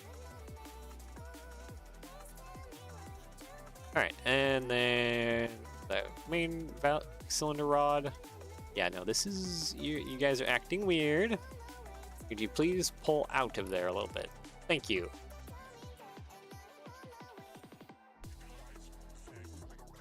Okay, so it was... Wheels aren't up against like they should be? Yeah, no, that's, I guess that's fine. Do bring that down to almost level. Good. So yeah, the only remaining thing to do is to actually pull the cylinders out half a plate. I think will be good enough. Which means I gotta fix the bracket thing. Does that cause a lot more issues?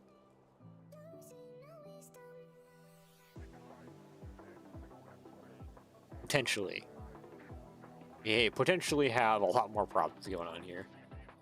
I might need to rip some of this apart just to kind of look at what's going on. Or in the very least, hide you. Let's hide some of you too, so that I can rip this apart. Do some redesign here a little bit.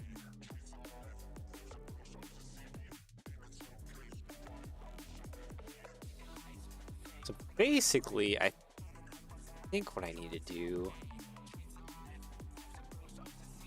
is get... Yeah, I need to add a plate to the bottom there. Okay. How long was that plate that I had on the other side? Okay, it was too long, actually. Okay, wait, this works out. Hold on. I need to hide this track. This track's in my face, too. Yeah, so you on that side, and you on that side for the 1x10s. And then I think I can get away with a slope curved inverted on the bottom here, just to get this to lower down just enough. Ooh. No. Wait. Oh, is slope in...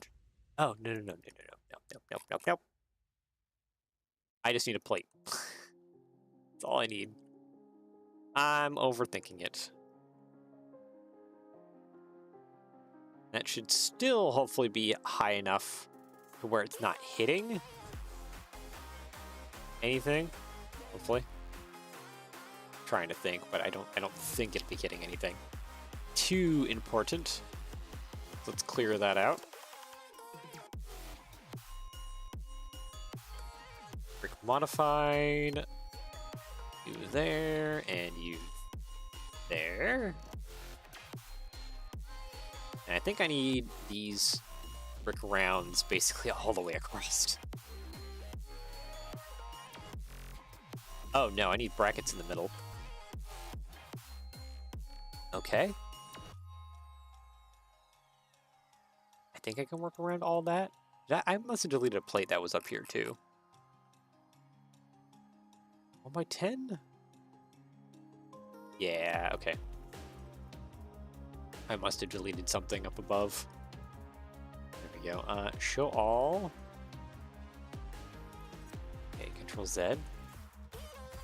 I think we're still fine. Mostly. Complete you. And actually, I think I can even do some other stuff going on here too. Yeah, okay, let's grab one cylinder, move you off to the side, grab the other cylinder, move you off to the side. I did not mean to grab the wheel.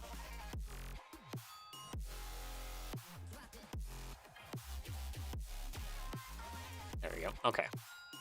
Now that that's out of my face, I can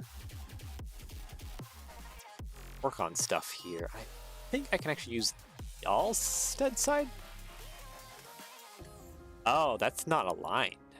Oh, okay. Wait, where'd I screw up at? Hold on, I need a cylinder back here. No, because this is even. This isn't. This is on. Oh, that's a pain. These are on like 2 different dimensions. Oh.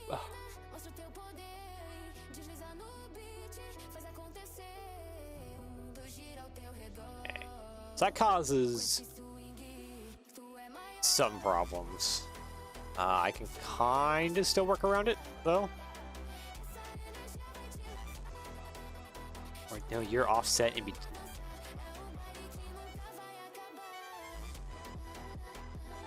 Where am I not understanding the alignment? There's an alignment here that I thought I had, but then now that I look at it, I don't have it.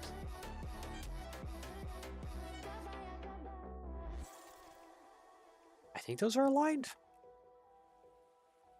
Well, okay, something here is confusing my brain, like hardcore. Yeah, no, these are aligned, but even though it doesn't seem like they're aligned, no, they are. Okay. Yeah, no, my brain was just having like some kind of aneurysm trying to figure that out.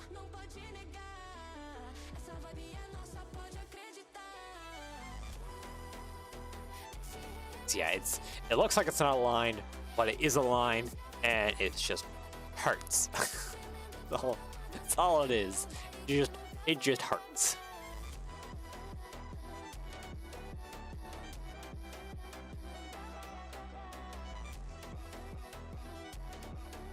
Oh, there was a bracket sitting in here, but now I can't add that bracket in here, actually. Okay. Well, I can tile off the top here, and that'll kind of get things to join together. I still... I can probably work around it. Maybe? It hurts. Your brain. It hurts. So yeah, if I wanted to stick a bracket... Oop, I keep ripping the wheels off. That's not helping anything. If I wanted to stick a plate in here, have to be a bracket. Yeah.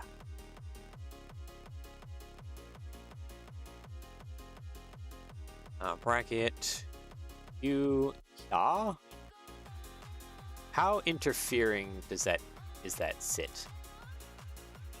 Does that sit? It throws quite an interference. Okay, that is a problem.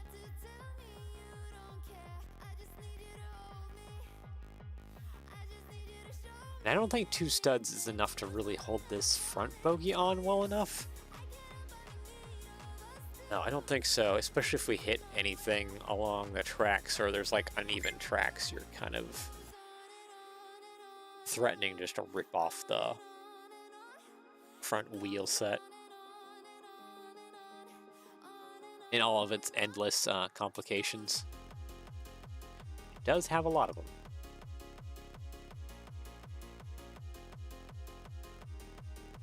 Pushing the axle down, like see, it's not a solution. I think that's where I'm having the trouble at. A lot of this isn't a solution, or at least not a good solution in a lot of ways.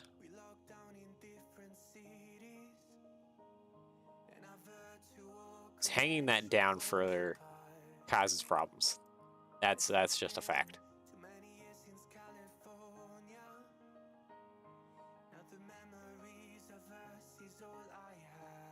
I wonder, can I scoot this?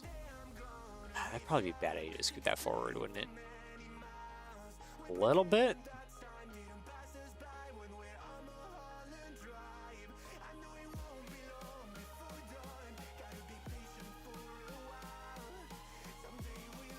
Yeah, it kind of messes things up having all of this like this.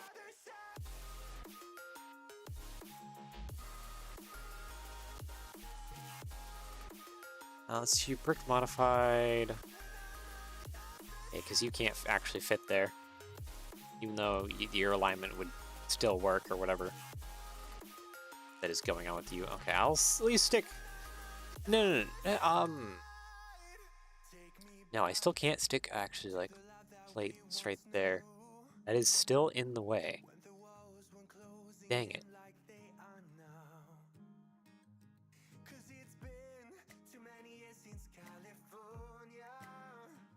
Yeah, the only way to fix that would be to actually stick a bracket probably going up and over top, wouldn't it?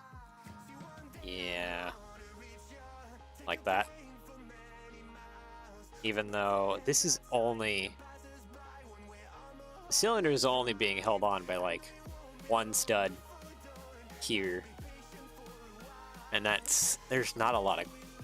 Actually, no, we can... No, because if the top is connected together... but it's still not a part of this.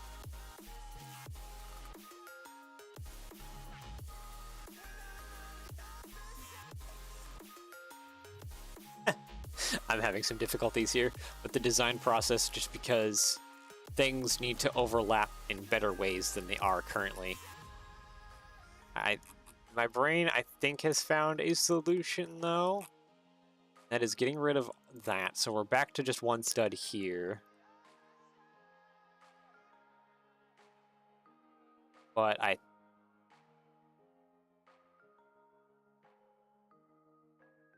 think I can work around this. I think I can. We're going back to old train book stories here. Because I do think I can work around this in some form or another. Brick modified. Let's actually... I should not have removed those brick around here. That's something I should not have removed. That should just stay.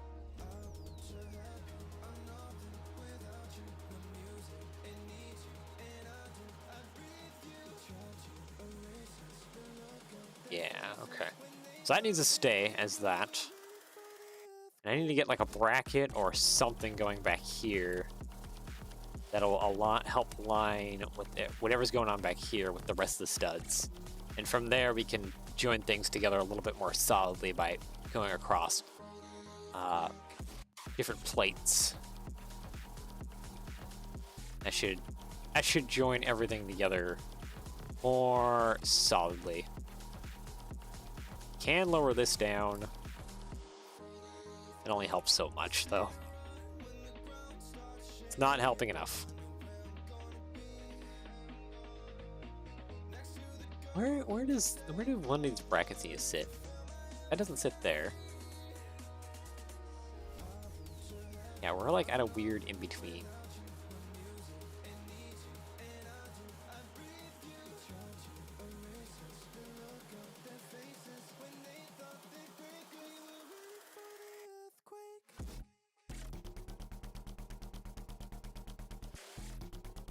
Ah, I see where this sits. Okay. Sits right there. Which is a really awkward spot because this Technic axle does not want to sit right there. What length is this? Yeah, it's a 5 long, and I need that Technic axle to have, especially that axle hole right there.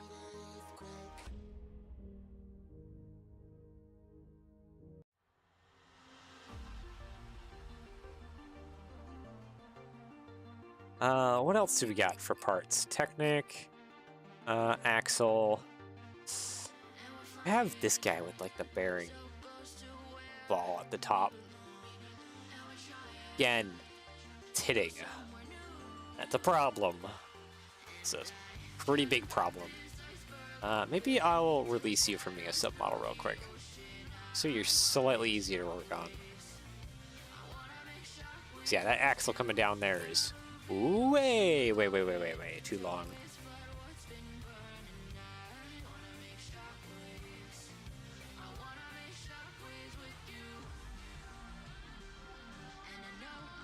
I could use a hose, a cut piece of hose.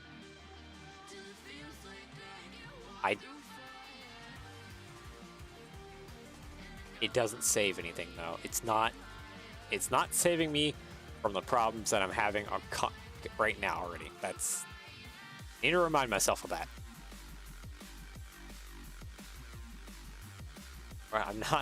I'm not saving myself from any problems I'm having. I'm only extending them.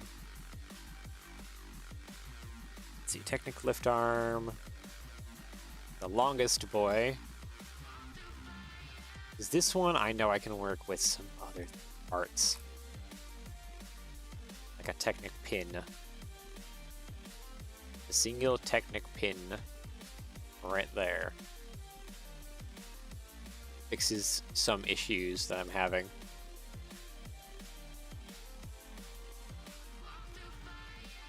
But this is not jointed together because there's no other Technic pin, but I can probably do another Technic lift arm. 3 long. That feels like that'll probably hit.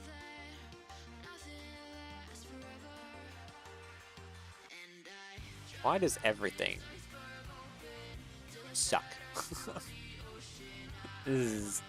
Nothing is going well here.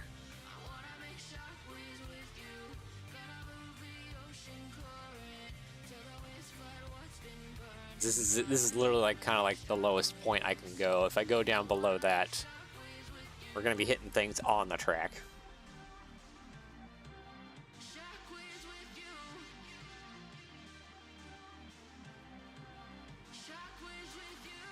Which is a problem. I need a pin to join this and this together. And I'm almost like 100% sure that if I did something here, that that bar right there would hit like everything.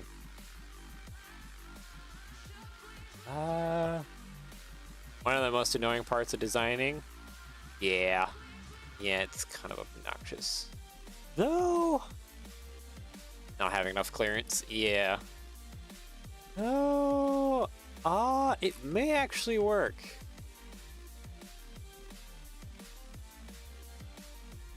If I remember right, this doesn't need to go that far over for our 48. Hold on, I think I'm getting a phone call real quick.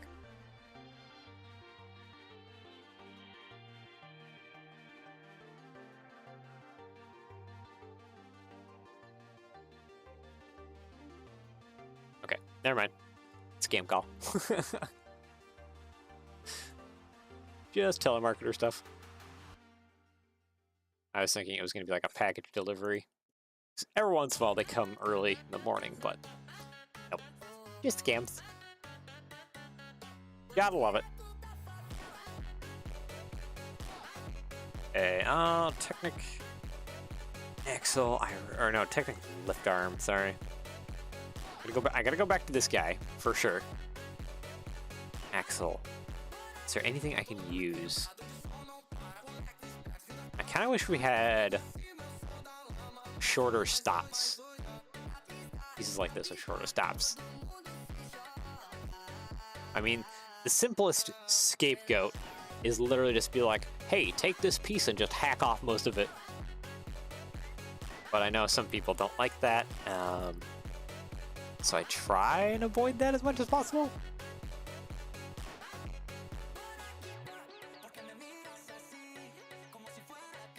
Oh wait, no. I just thought of something I might have the answer to. Yeah. Oh wait, no, there isn't one that has like 3 pieces backwards as well. That's not something that exists.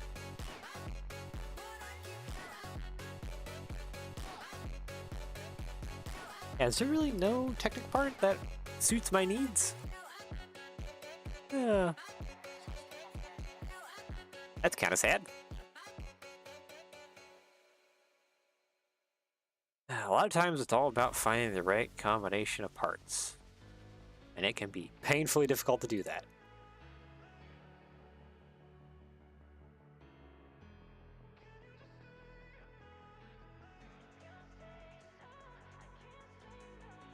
really wish there was other lift arms that had the Technic axle holes at the very end, like 5 long one does. Because that would really help out if this one had Technic axle holes, at least at one end. That would help out. But unfortunately it doesn't.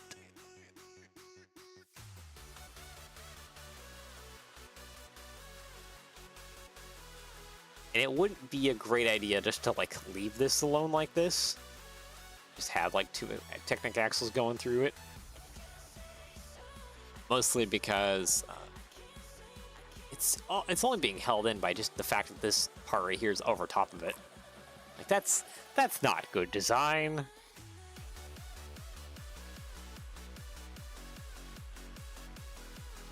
I just need something that can connect those two. I know I can custom design something so easily that would just fix that issue. Just a smidgen axle with like a smidgen pin, and it's like boom, done. We have the joining of 2 great things.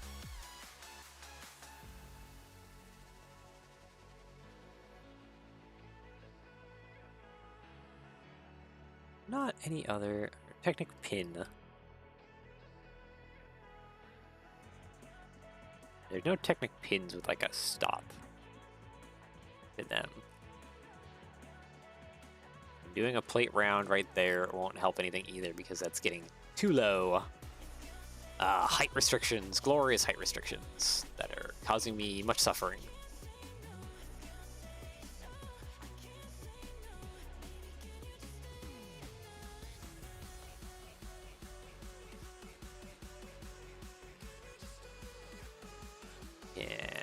Really,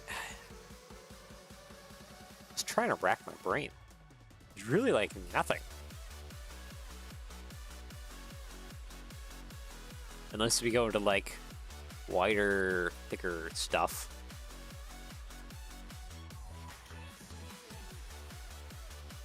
Yeah, see, that's too far back. I need to have the flex point be way back there because that just helps me join things together nicely.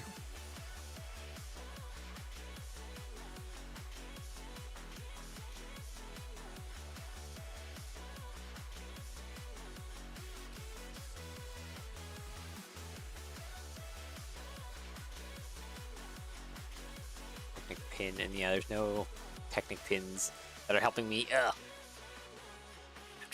There might be a piece that I'm just not thinking of that could probably solve my conundrum.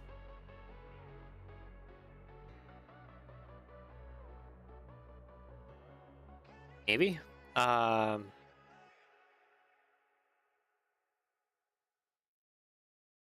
really just like, it's like a flip book inside my head of just going through the library of parts that I can remember. Just trying to think of anything. One thing I could do is go straight back.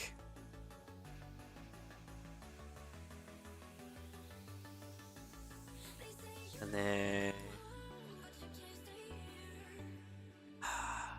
See, the problem here is it can flip side to side, rotate now.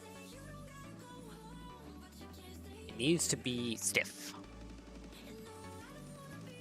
No matter what way I design it, it needs to just come straight down and be stiff.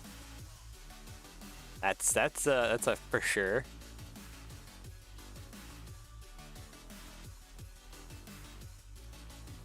Wish I had more clearance on the bottom. Fortunately, I do not.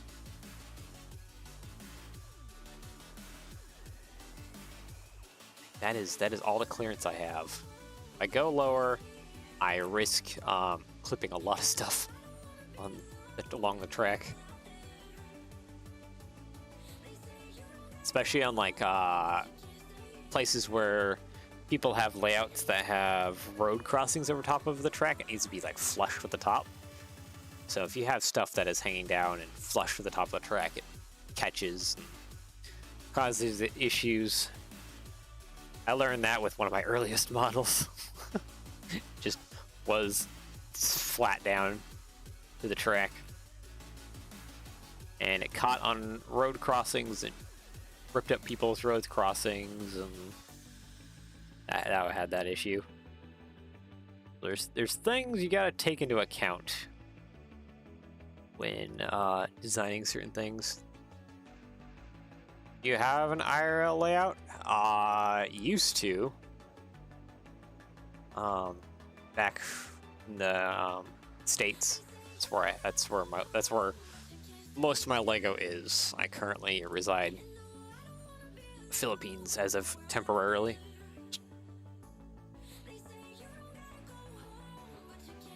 I've had some fun living in other countries.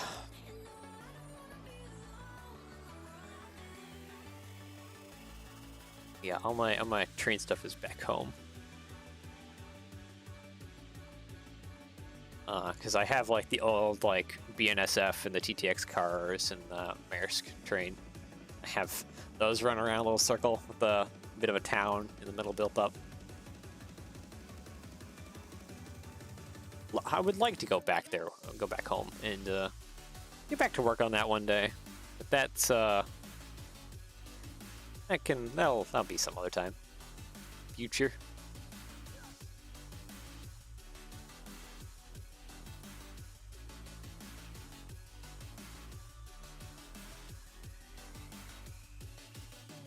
Okay, well, I guess since I will be throwing this to testing, I'll just go with this. I'll just throw the 3 long lift arm on there. Along that, and I will. Oh, no, it hasn't been staring me in the face, has it? If I flip this axle bit around 180, it'll be back just a little bit too far, won't it? I think. Maybe I'll try that instead. The answer has been staring at me in the face the entire time.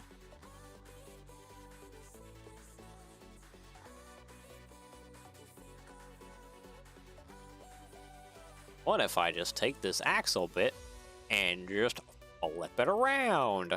Wow! Because then everything just magically lines up. Holy crap! It's a miracle!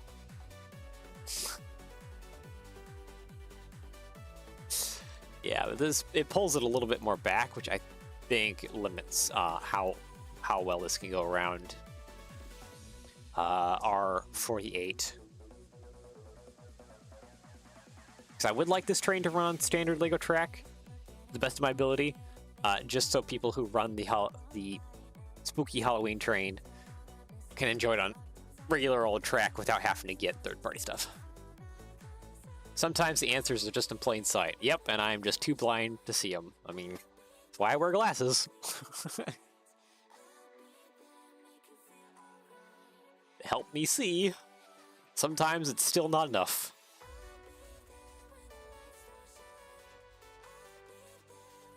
Sometimes it's just right there, and you just gotta look again. That might not be the answer, but of course, physical testing will be the ultimate judge of what works and what doesn't. So, yeah, that still awaits to be seen.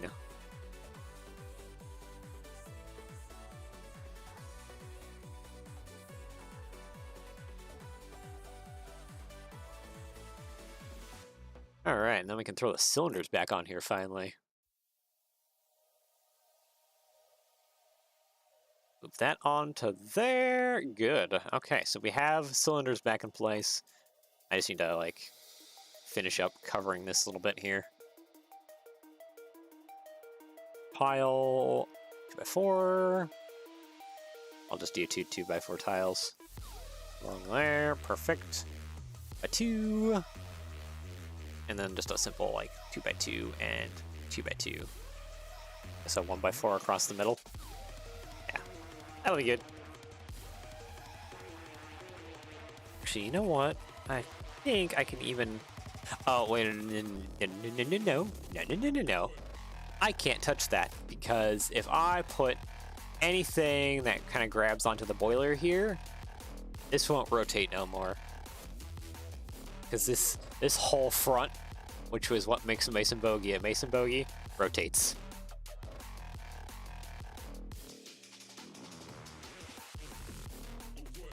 So I can't have anything interfere with anything that's going on here. Okay, well, I can stress less now. A little bit.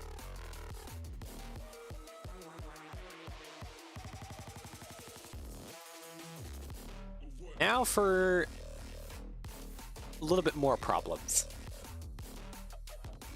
And that is getting the cylinder slide together.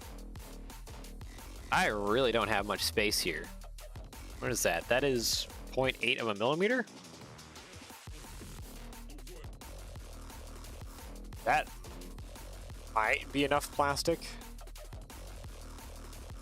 Another thing I could do is actually thin this down. At least this end here. A little bit.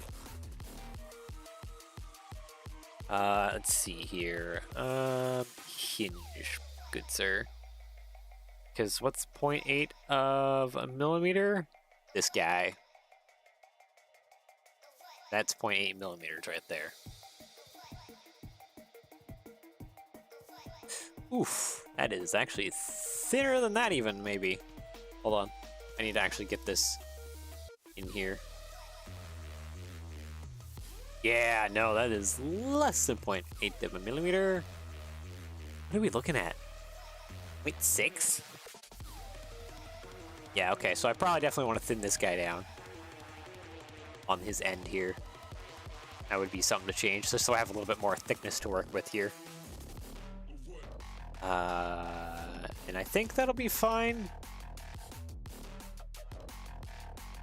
Yeah, no, that should be fine. That should be fine. That should be fine. Yeah, yep.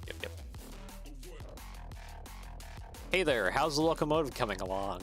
Well, we're getting custom valve gear going for it. We have the wheels, there's a few fixes we got. Main rod is on. We have the eccentric crank. Also, welcome, Gordon. I need to say that.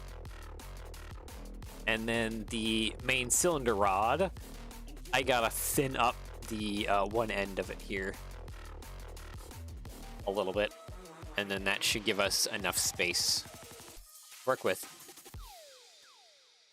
Yo, another viewer. I mean, technically I have... Can't chat from your PC? Wait, why can't you chat from your PC? Oh, because you're probably at work, aren't you? Welcome, Jordan. So yeah, I guess right now, what I gotta go do is go over to Tinkercad and start fixing some things. Go ahead and pull that up. Back over to screen. And yeah, let's fix a few things here. Starting with you, my good sir. Nope, I wish, my man. Also, Mason Bogey? Yep, it is a Mason Bogey. It's always neat seeing these builds come together. Ah, yeah, yep, it's always fun.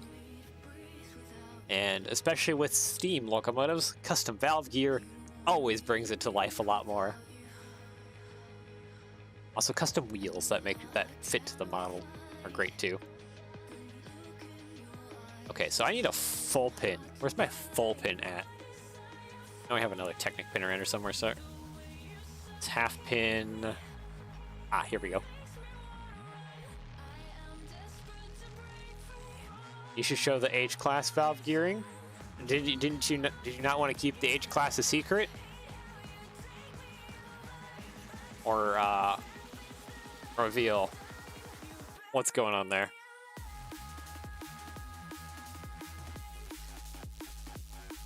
Okay, let's see. Copy, bring this over, paste it here. I need this pin so I can fix this. I'm not fuss man, you're designing it. All right, well, Jordan, My dear friend and also customer, he orders a lot of stuff for me to custom design, wants me to show off the H class. And what's the H class? H class, also known as Heavy Harry, is a 484 big steam locomotive that was made in Australia. There is only a one of it.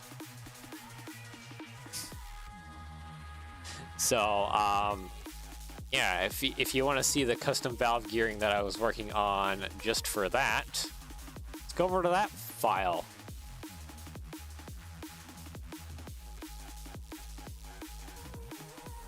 Yep, there it is loading in. So yeah, this valve gear that you can see here is all custom to this locomotive. The wheels are custom to both the size 11 drivers, the size 7 rears, and the size 6 fronts. Yeah, 3 were meant to be made. 2 chassis were scrap for steel. So yeah, in the end, I'll be building all of them. Yeah, there she is. Here's the H class. Did you show that at the beginning of stream? No, I didn't show this at the beginning of stream. This is something I've just been working on for Jordan, and yeah, I didn't know he was okay with me just revealing this to just anyone. But if he's okay with it, then I shall share it, because I'm pretty proud of this valve gear setup. It's still under testing. It's still very much under testing. I gotta already fix some things with some of the dimensions of like the Technic pin holes and stuff like that. But yeah.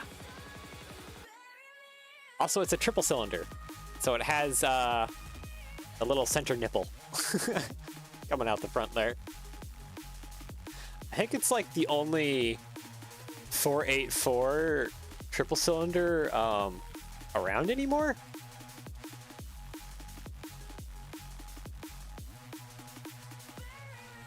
You were working on something that complicated with valve gear? Yeah, this is only part of the shenanigans that I do in the background. There is like 28 unique 3D models in like this entire thing. Everything to even like this little cylinder rod holder, to the actual spring rigging behind the drivers. So of course the main drivers. Here's the main driver where you can actually see that I have the cylinder crank gear thing coming off of it. I also have technically working bell crank. Also, if you didn't realize that, Jordan, this bell crank is technically designed to actually work. So by pulling this rod, you can technically get this to move up and down and work the bell crank.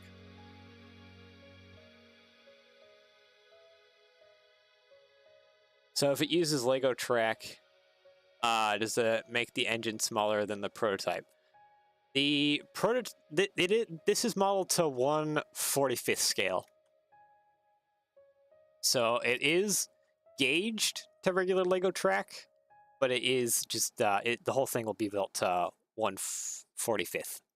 And this is just the test body. So the motor and the battery box are of course not final placement. This is just its test. To make sure that the wheels don't hit the cylinders, or if they do, what I can fix for that to get that working. Get the valve gear fixed and working. Yada yada yada. So this is a model where Jordan was like, go nuts, and my autism just took that as a challenge and was like, we're gonna do that.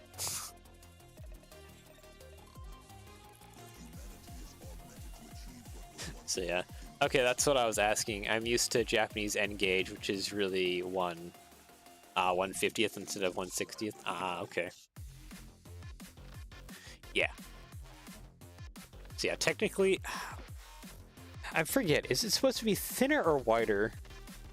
The Australian broad gauge. I forget what the difference is, but yeah, this is just gauge to standard Lego track. Most of the stuff that I've been working on for Jordan is gauged to just standard Lego track.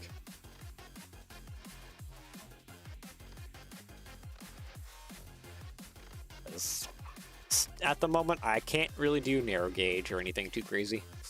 Plus, you would need like whole new track layouts for anything like that. Looks great, but complicated? Yeah. Bricky Prints right now, Japaz is the one doing all the testing for this. So, bless his heart for taking on what my autism has created. the disaster my autism has brought forth. Broad gauge is 1600 millimeter. Standard is 1435. Okay. What would that be? Hold on. Would that be in Nope. Sorry. Inverter. I'm not spelling because my H classes will be the pride of your locomotive fleet. I bet.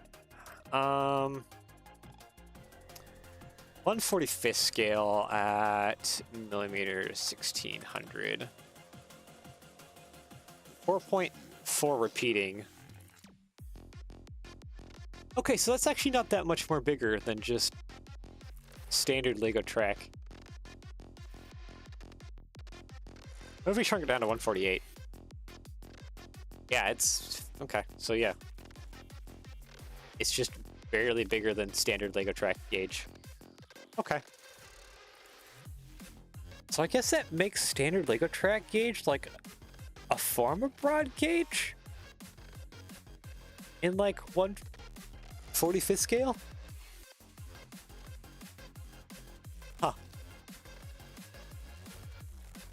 All right. Well, I didn't see that coming today, but all right. That was not in my playbook to be able to now realize that in 1/45th scale, Lego track is technically a form of broad gauge. All right.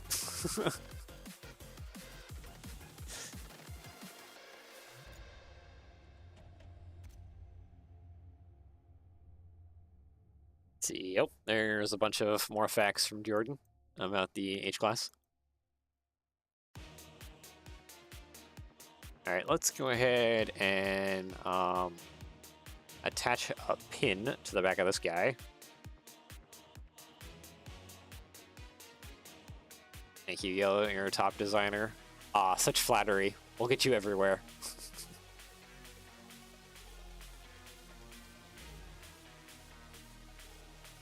Alright. Yeah, because I just wanted a pin on the back of this guy, and then separate you, delete, delete. And I feel like I want to get rid of that crown up top. Get rid of that bit there. There we go. Alright, sweet. So that should be good.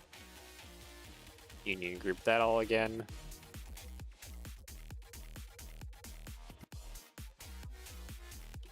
I believe Jordan told me that it was that the H class was intended as a passenger locomotive, but it was also used for freight.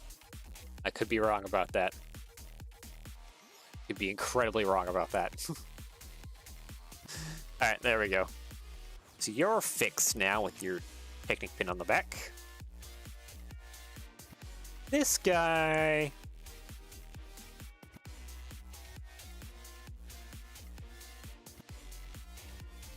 Definitely has the styling of a passenger locomotive. I do believe it was passenger. Could be wrong. Could be incredibly wrong. Let's drop this down to 3 to thin that up a little bit. There we go. Merge that together. Yeah, so the H class was intended for fast passenger service. There is your answer. But then, of course, World War II happened, and it was kind of used for freight, something like that. All right. Yeah, I probably don't want to get.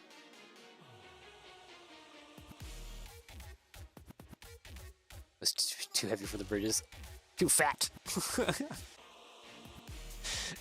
Crush the railroad lines. Broke the bridges.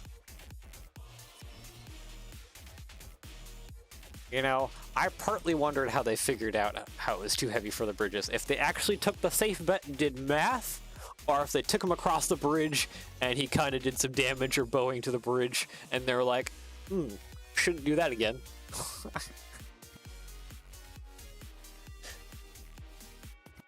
Alright, let's see here. What do I want to do? I need to export those wheel files real quick. So I'm actually going to delete all of the other 3D files I've exported. And then come back over here. Boop, there we go. Export you, object.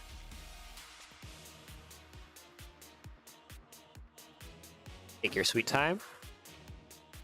Okay, yep. Save, thank you. Export, object. Get these re-imported, and then I will double check my spacing again to see what it is like. There we go. I gotta grab those files now. Hold on. I don't even remember. Whatever, delete those. I don't need them because the final versions of the files I will have to export several times before we get correct dimensions. Okay, so this is, I think, wheel? This guy? Wheel. And then this other file that I know you guys can't see me doing. Wait. Did I spot the wheel twice? No, I didn't. Okay, good.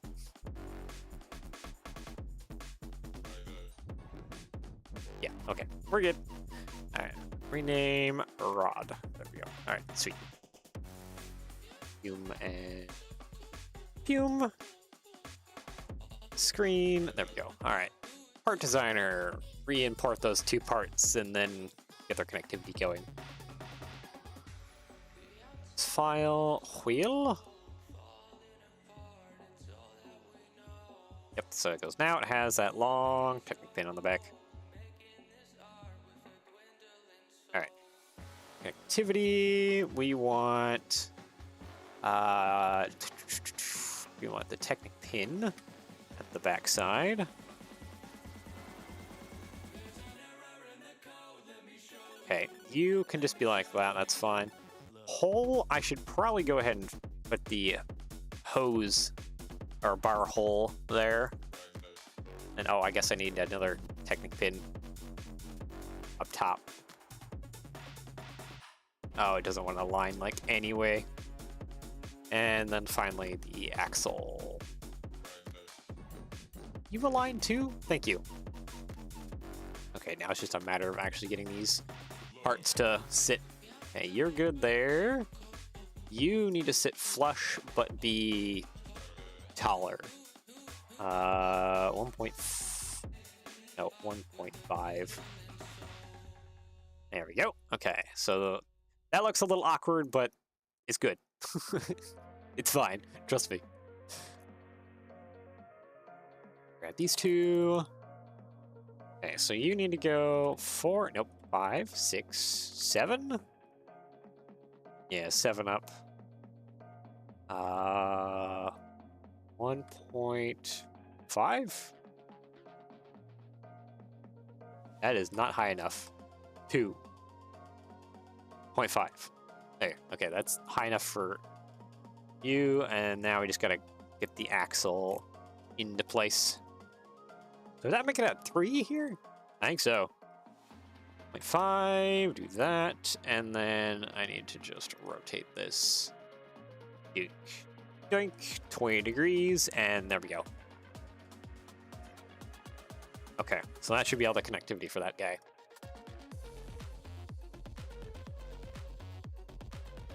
At least the H class. El Gobernador.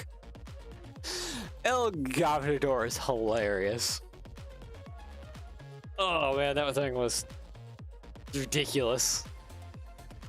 So like unfunctionally ridiculous, but in a good way. Let's see, Mason, rank, wheel, size 7. CV Rio 69B. There we go. Export. Okay, there's that taken care of.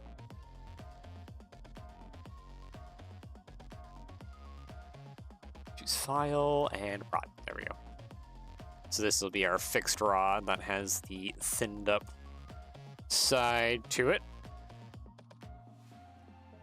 You don't want to sit nicely, do you?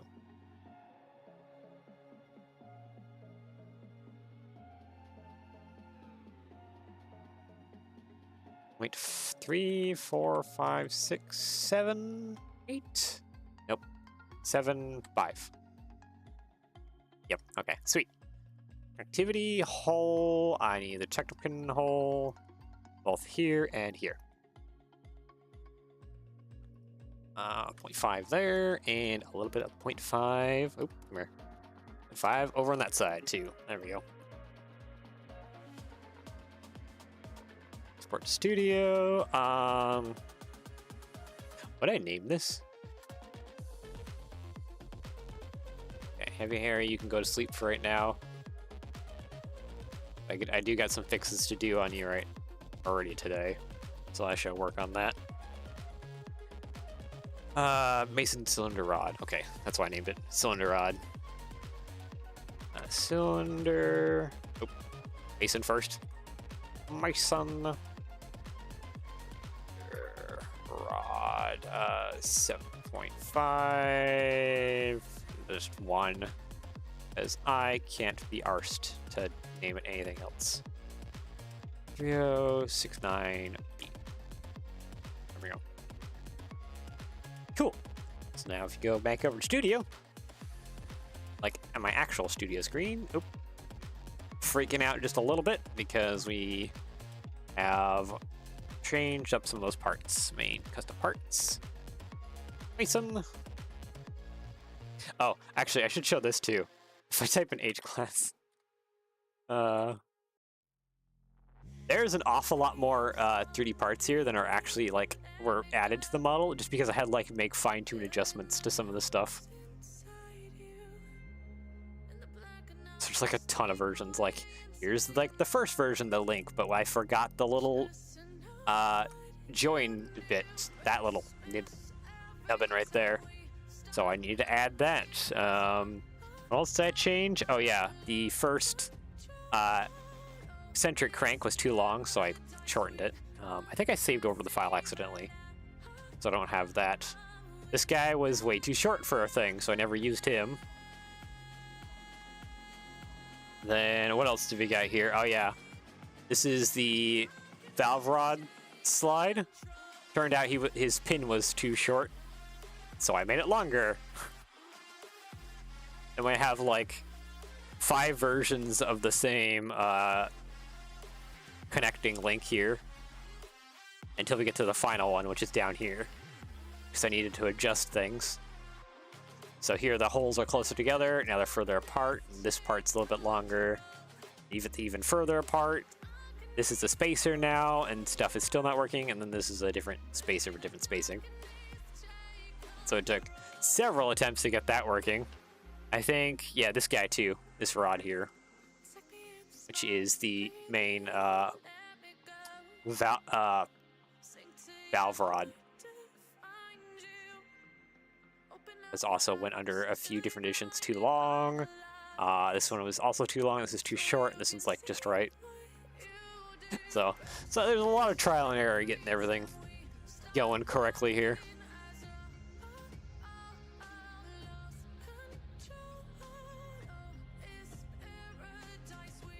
But it's all worth it, because I think the H-Class looks very, very spiffing. Very good. There was a lot of work that went into that, and there's definitely gonna be a lot more work to get her done. At least once the valve gear and the chassis stuff is all tested for it and good to go. The body should be fairly quick to build up. And then we just gotta figure out the tender issue because, yeah, gotta get the tender built too. Wish there was blueprints for that. Unfortunately, I don't think there is blueprints for the tender for that age class.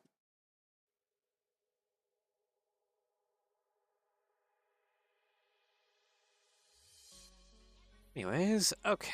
Oh wait, that's the same cylinder rod. Oopsies. Did I use the same one on that side too? I did. I did. Oh, flip that around. There we go.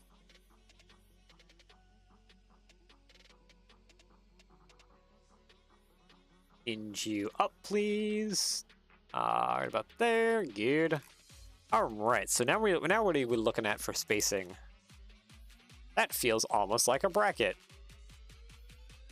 Is that a bracket? That would make it at 1.6 millimeters from the edge of the bar. Let's see here. I need a bracket to test that width thickness. Ooh, that does almost look like a bracket. If that's a bracket, that's like good. Yeah. Oh, dang, that's like almost spot on too. There is like a fraction that's offset. We're talking like only like 0.01 millimeter overlap, but that might also be because these things might not be overlaid nicely on each other. But heck yeah, bracket. That's pretty sick. All right, so what are we doing for the valve slide here?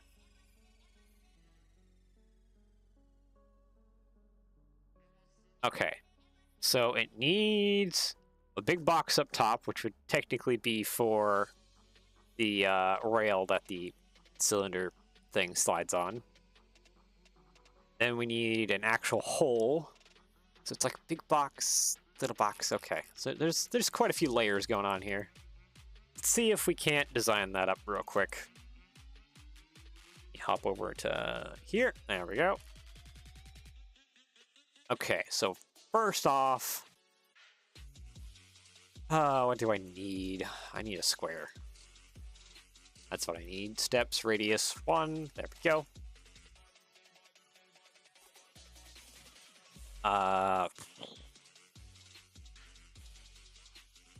A hose is 3.2. That's not what I need. That's not what I need at all. I was aiming for calculator. That's my brain wanted to go, but my mouse, for some reason I was down on paint. Okay, so 3.2 plus 3.2. 6.4. So yeah, that should be about the width that we should do for the square. 6.4 by probably 8 long. Yeah, okay. I have my dimensions. All right. So, the width is 6.4, and the height, actually no, the height, this should be 8 by 8. Okay, so that is my cylinder slide. Let's go ahead and get our hose cut here. 3.2, there we go, and 3.2. There we go. So that, actually no, I need to go above 3.2. It should be 3.3. So we're not causing any friction on the hose, on the bar. And a 0.1 millimeter oversize should be enough for it to cause not too much friction. Okay, and then let's just center that on everything. There we go. Where'd you? Cool. Okay, I need to set this back to 1 millimeter so I can square that up. Thank you. do I need? I need pins. U-pin. Unlink. Let's go ahead and actually use that. Okay, that is all one piece. All right, cool. Copy, paste. Take that over there. You can rejoin back together again. Sorry for having to break you apart.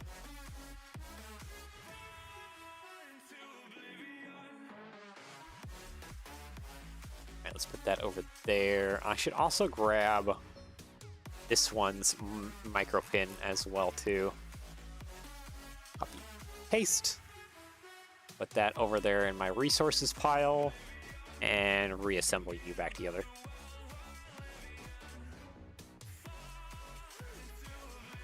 Okay.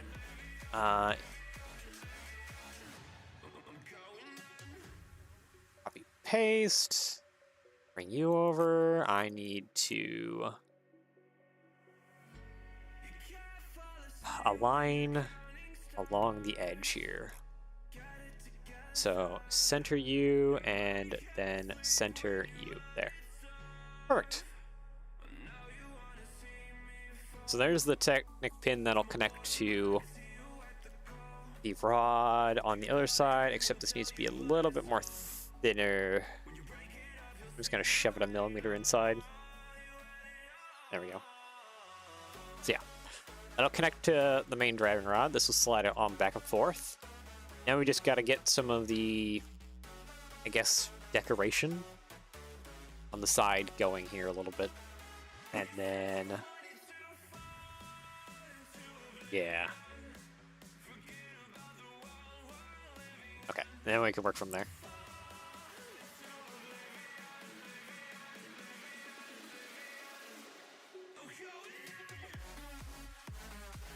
Actually, I'm thinking here, wait a minute.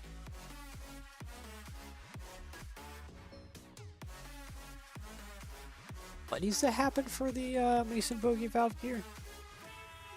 There we go. I think this is kind of my clearest image. Is this guy.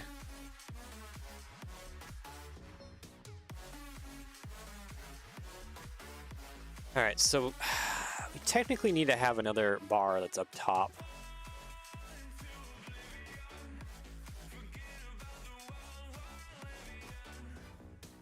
And I need to have a micro pin down below.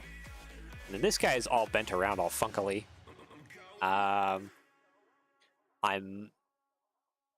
It would be a good idea if I did that, but also, I don't like the idea of doing that, so I might just simplify it down just to be a straight bar instead of some wacky little curve thing.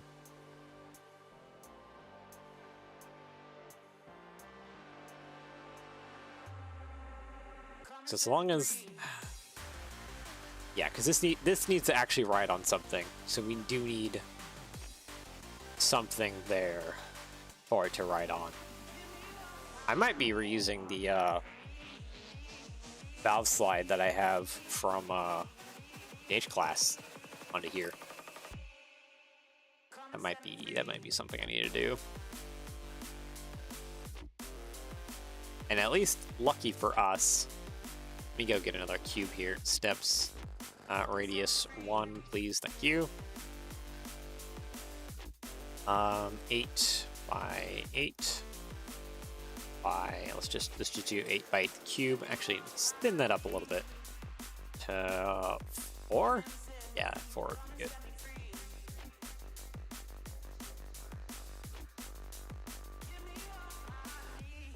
And bring you down. How far, actually? 1, 2, 3, 4. That's a half plate offset. That might work, actually, for my purposes. Just thin you up, too. There we go. So yeah, and then we'll add our micro pin, copy paste, to that end there. I don't think, is that aligned? Yeah, no, it's straight. It's on. For some reason it looks off. Yeah, nope, that's kind of where it should be.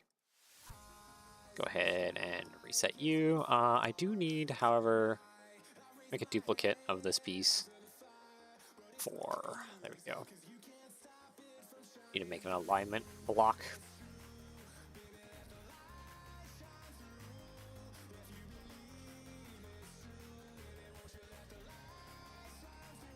Actually, I should not have deleted the alignment block. Ah, crap. I'm messing it up!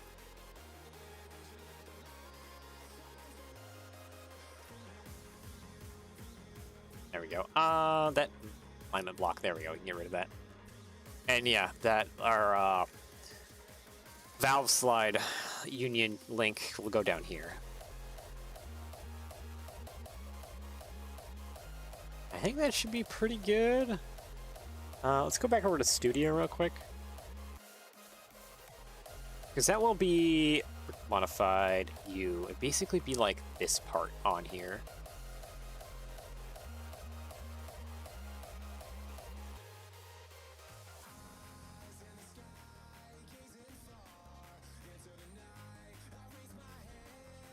And if we have just a really short little union link, probably only, what do I want to say?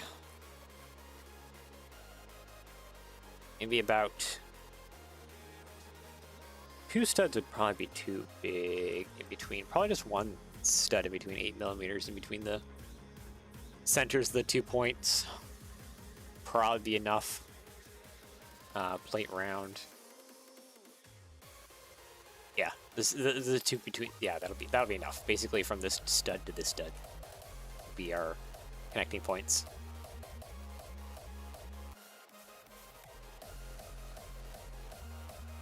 And then there's going to be another valve slidey bit up top here. We probably want to make this one a little bit thinner so that it's not hitting this one or doing anything funky to it. Because that would be ideal. And then, yeah, the link will go up above and have 2 attachment points up above there. 1 to here, 1 to the crank, and yeah. Okay, let's head back over to tinkercad, shall we? Figuring this all out is difficult. Valve gear is always kind of like a pain.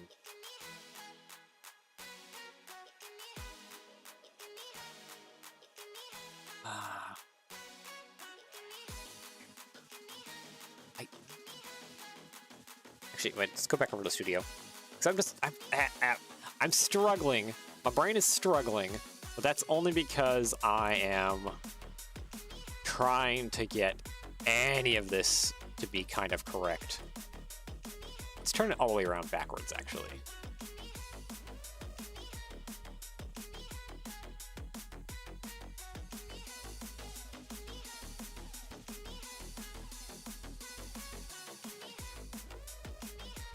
Turn that around backwards. That's what I want. So if that's full-faced that way, that's a thin one, right? Yes, okay, good. Brick modified. Oh no, brick round, sorry. If I have that there, yeah, it's not touching it. That means I only have 1.6mm to either side before it is hitting this part. Yeah, no, that'll basically more or less kiss it and then come back. So maybe I should make that square slightly smaller. That way, if I basically made a little tiny plate that goes up above to kind of make the most T shape that it should be. That'll make everything line up better. Yes. Okay, let's go back over to tinkercad. We'll make those fixes and changes. Okay, separate you out. I need to thin you up to probably about 6 wide. Bring you over. Let's get another square. That radius 1. What was the width on this guy again? 6.4. Okay. 6.4. 8 plus 3.2. 11.2. Okay. So that should be the width on this thing. 11.2. There we go. And then we only want about... How tall is this? Maybe about 2 millimeters going on here? Is that too much? No, probably a little bit more than that. We probably want to up it to 4. There.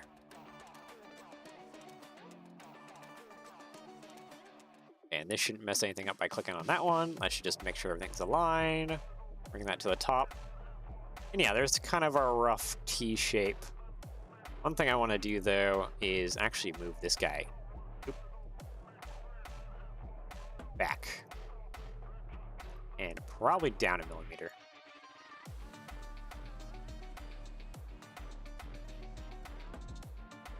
Maybe 2.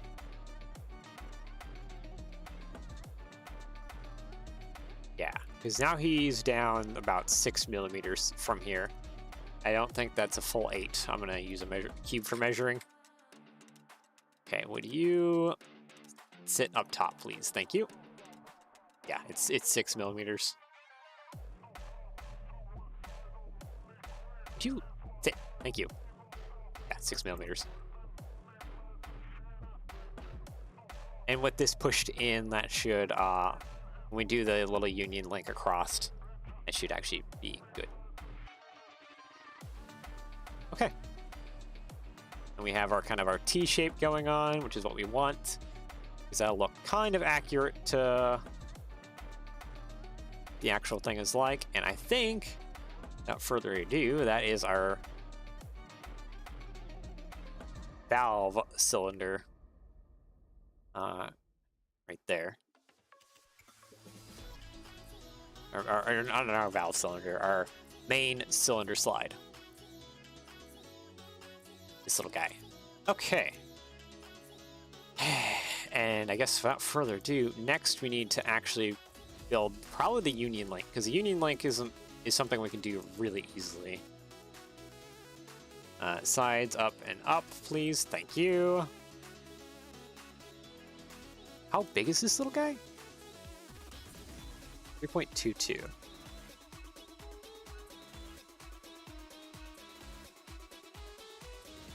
Why is it 3.22? Did I resize something and I accidentally resized that? So I thought I had... Yeah, no, that's 3.2. 3.6. Oh, they did... Oh, no. I know why it's weird.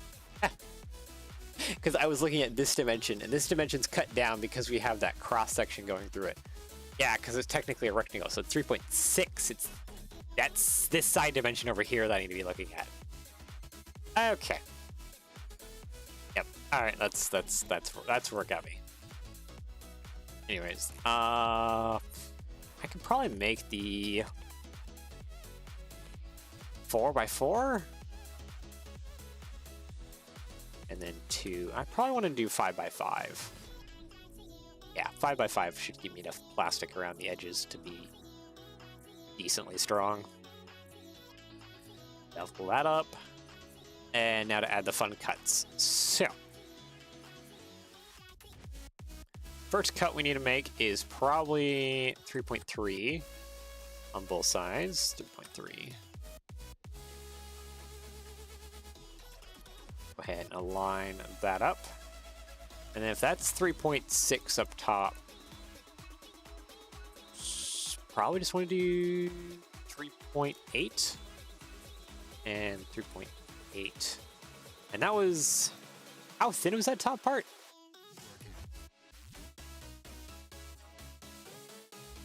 Five. Okay.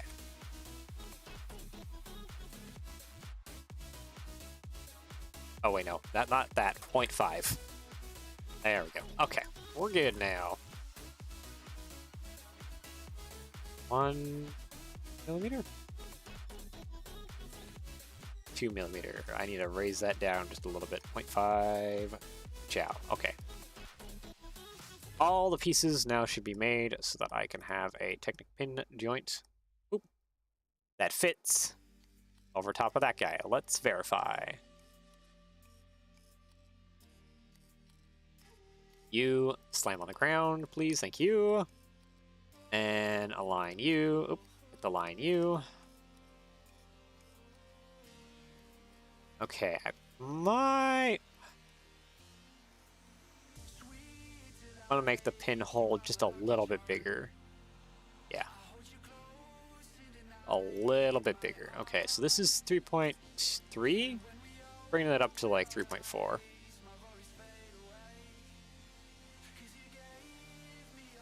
And just so you know, I'm playing this by kind of eye.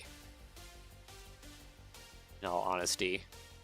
Seeing what looks like it should kind of work in real life without stressing any of the parts or snapping anything.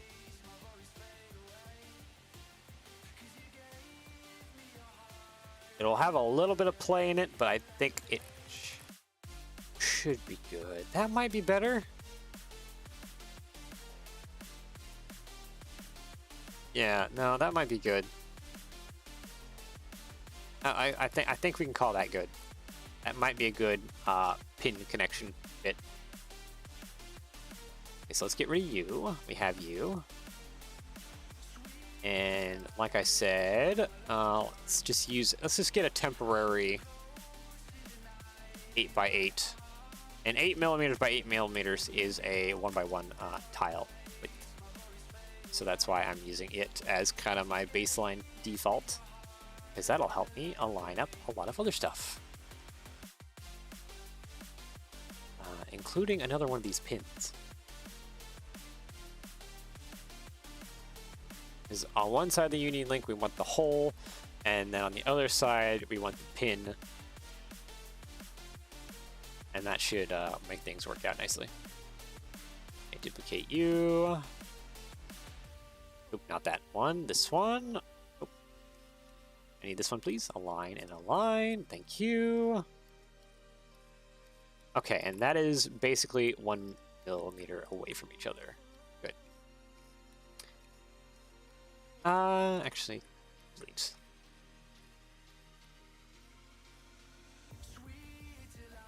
I need to take this 5x5 guy. Just squish him over there. Just make another circle really quick. 2mm. Then we want 5x5. Bevel is 1. Okay. You are way up in the sky. I need to lower you down. There we go. And then I guess to keep on theme with the rest of it, it's probably all just solid bar stock. More or less. Just going straight across. Alright, that's 5x5. I think we can put this at like 3. Yeah. Okay, that was probably the wrong dimension. 3. And 2. Thank you. Okay, we just gotta make it a little bit longer. There we go. So yeah, this is our union link.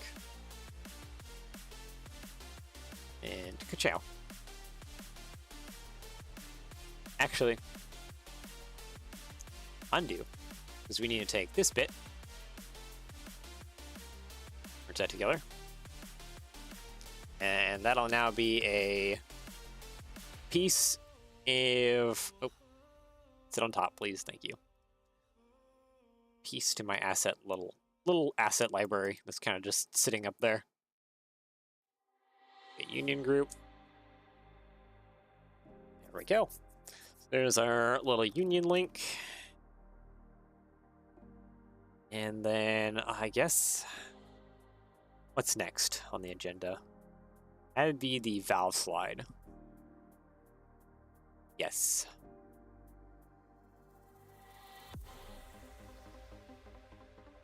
Which, oop, not you. Which could just be a little guy. 'Cause that's all it really needs to be, is just a little guy.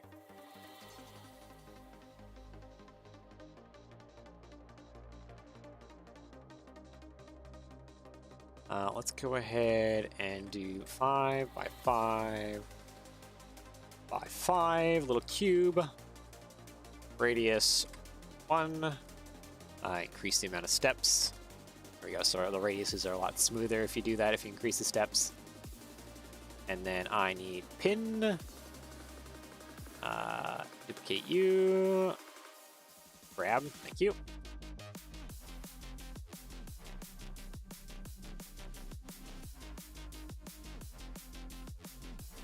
Alignment. There to there. Good. And then I just need a hole for the pin. So 3.3. 3 and 3.3.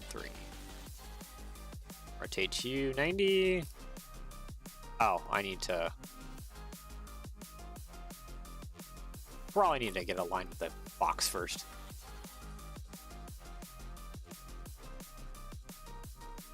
There we go. All right. That's fixed in place. Let's get you fixed in place. The only ones I gotta worry about is that one and that one. Good. And that is my valve slide.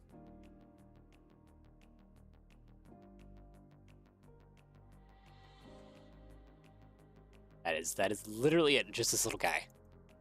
And without further ado, export time. Yeah, we're going over a little bit over time today, but I think I want to get, we're at least halfway done with valve gear today.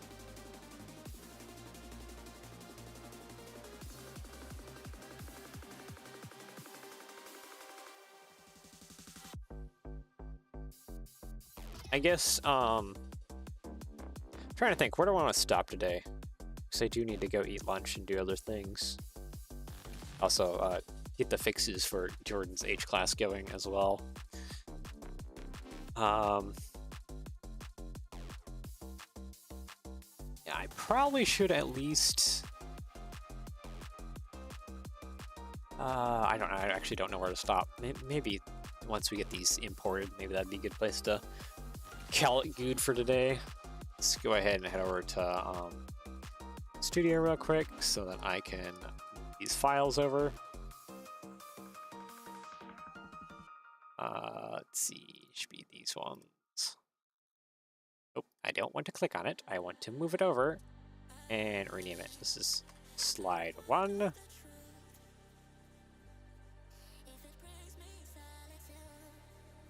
You finished the Panda? Nice. So you got like instructions and everything done? Just gotta upload it to rebrickable.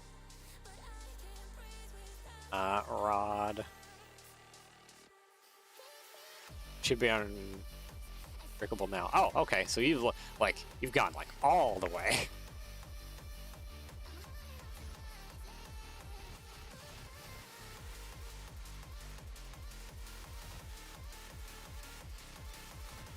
Well, congrats in actually completing a full project, basically within the time span that I've been streaming. A lot of nonsense.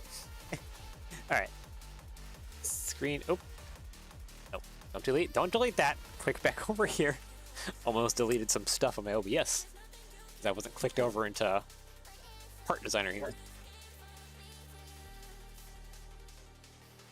Oop, there we go. Took a second. All right. I do not think these are named correctly. Yeah, no, this isn't named correctly at all. That's fine. All right, connectivity. We need hole and we need wire. Okay, there's that one, and I just need to rotate that over. What time is it for me? It is noon. So, yeah, I need to... My stomach's a bit grumbly. I need to get on to eating lunch. And then I gotta make fixes to Jordan's H-class stuff, because I already got fixes to do. Yippee. Alright, now aligning you will be painful, because you are not exactly aligned. 0.2? No, 0.3? Dune, where do you live? I live in the Philippines, currently. I am from the US, but I do live in the Philippines. I just want to make that distinction clear.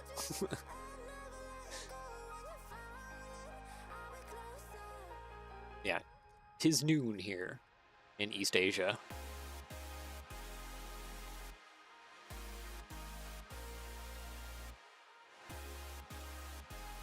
Oh, it is time for me to join everyone else and eat. What am I even gonna eat today? I don't even know, but I know it's gonna involve rice, whatever it is. It's gonna involve rice. 2, 5, 2, 2, 3. Nope, 2, 3, 5. There we go. There we go. Okay. Sweet. So that's all set up. Rice is OP. Rice is great. Oh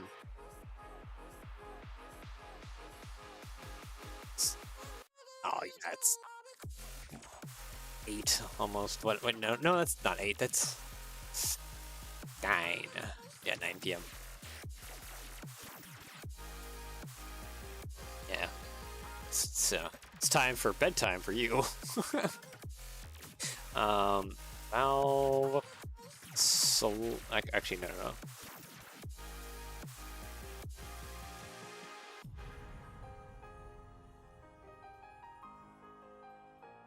9:13.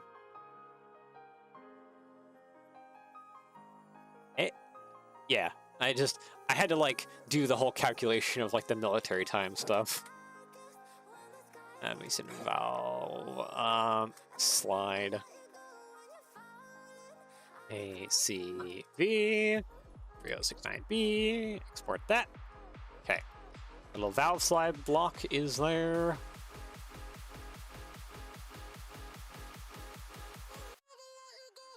Yeah, I'm guessing you guys are both in the States. Well, at least Gordon, I know you're in the States. I mislabeled this part. Let's see here. And yeah. Okay, connectivity, I need there, and I need that there. Sweet, okay. I just need to fix you. Why are you way up? Yeah. 0.5, there we go, and then 0.5, there we go. I don't know why the bar connection is 1.2. Oh wait, no, that's probably because of brick tall. Yeah, no, I'm just daft. Sometimes. Just go thoughts and what actually is just goes by me like a fine breeze. Okay, mason rod 1 long ACV 3069B. There we go. Okay, there's that. And now finally the harder one shall be the alignment of connection points for the main cylinder slide. Because this thing, I'm sure, does not align to like any stud whatsoever. Although it kinda does. Oh well, time for my suffering. Okay, so we need hose hole connection that goes somewhere here. Then we need bar connection there, and we need pin connection somewhere there. Alright. Oh, that is not a part of that. I guess since we're looking top down at you already, we'll get you aligned. Let's see. 1, 0. Okay, I need that at 1. That was good. So it's this guy I need to adjust. 6, 7? Nope. 6, 5, no, 2, 6, 2. That looks pretty on point. Okay, that was easy.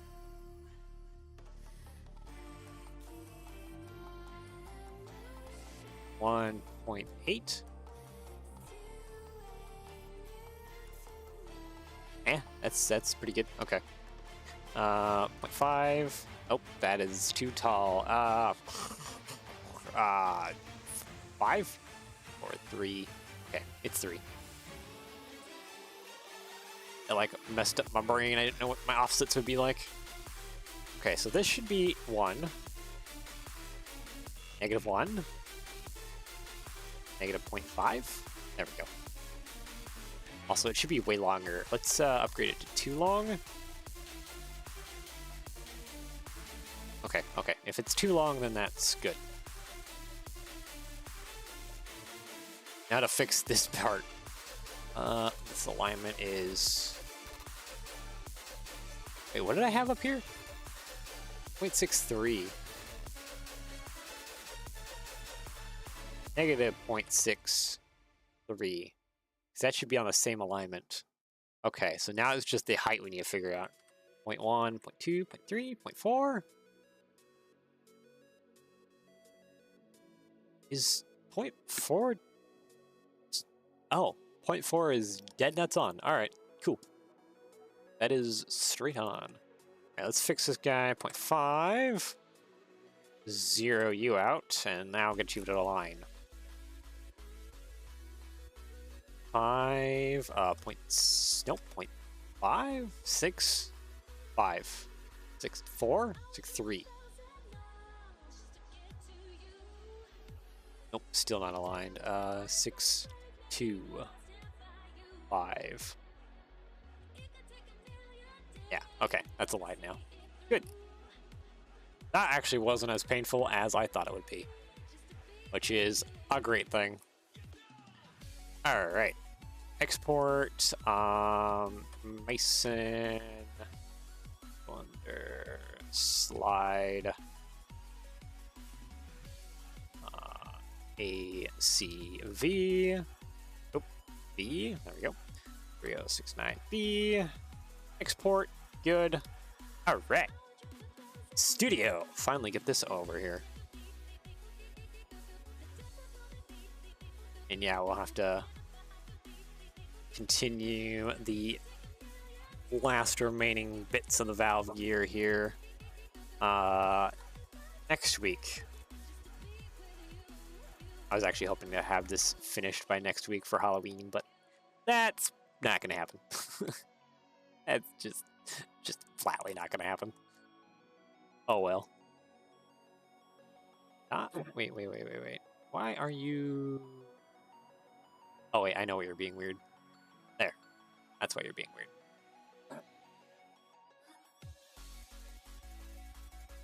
Because your connectivity is weird. Yeah. There we go. That looks actually really good as the... Halloween really snuck up on us this year. A little bit. I should have started spooky projects a long time ago. I also should have... that actually makes me think that I should probably... By mid-November, I should probably start planning for a Christmas project and Gamesmiths this year as well, too. I should get the planning of those two going.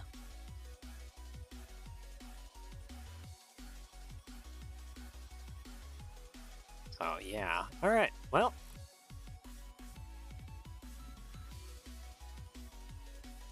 Start watching video next to you so you can rip my ears out. Well. Oh well.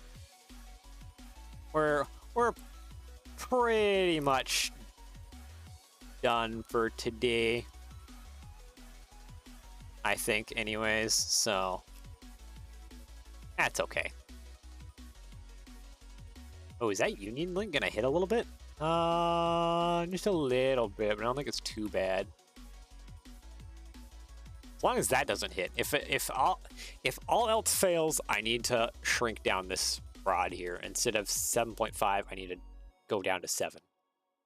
Yeah, I think we'll leave it there. We have the startings to the valve gear. We just got to get the rest of the rods going, which is a whole lot of things, actually. There's a lot going on here. With all different kinds of like cranks and lever arms and other kinds of stuff. So yeah, it's still a good bit more to do. This was a bit of a longer Lego stream, but well worth it for getting get some valve gear designed up. At least the starting to it.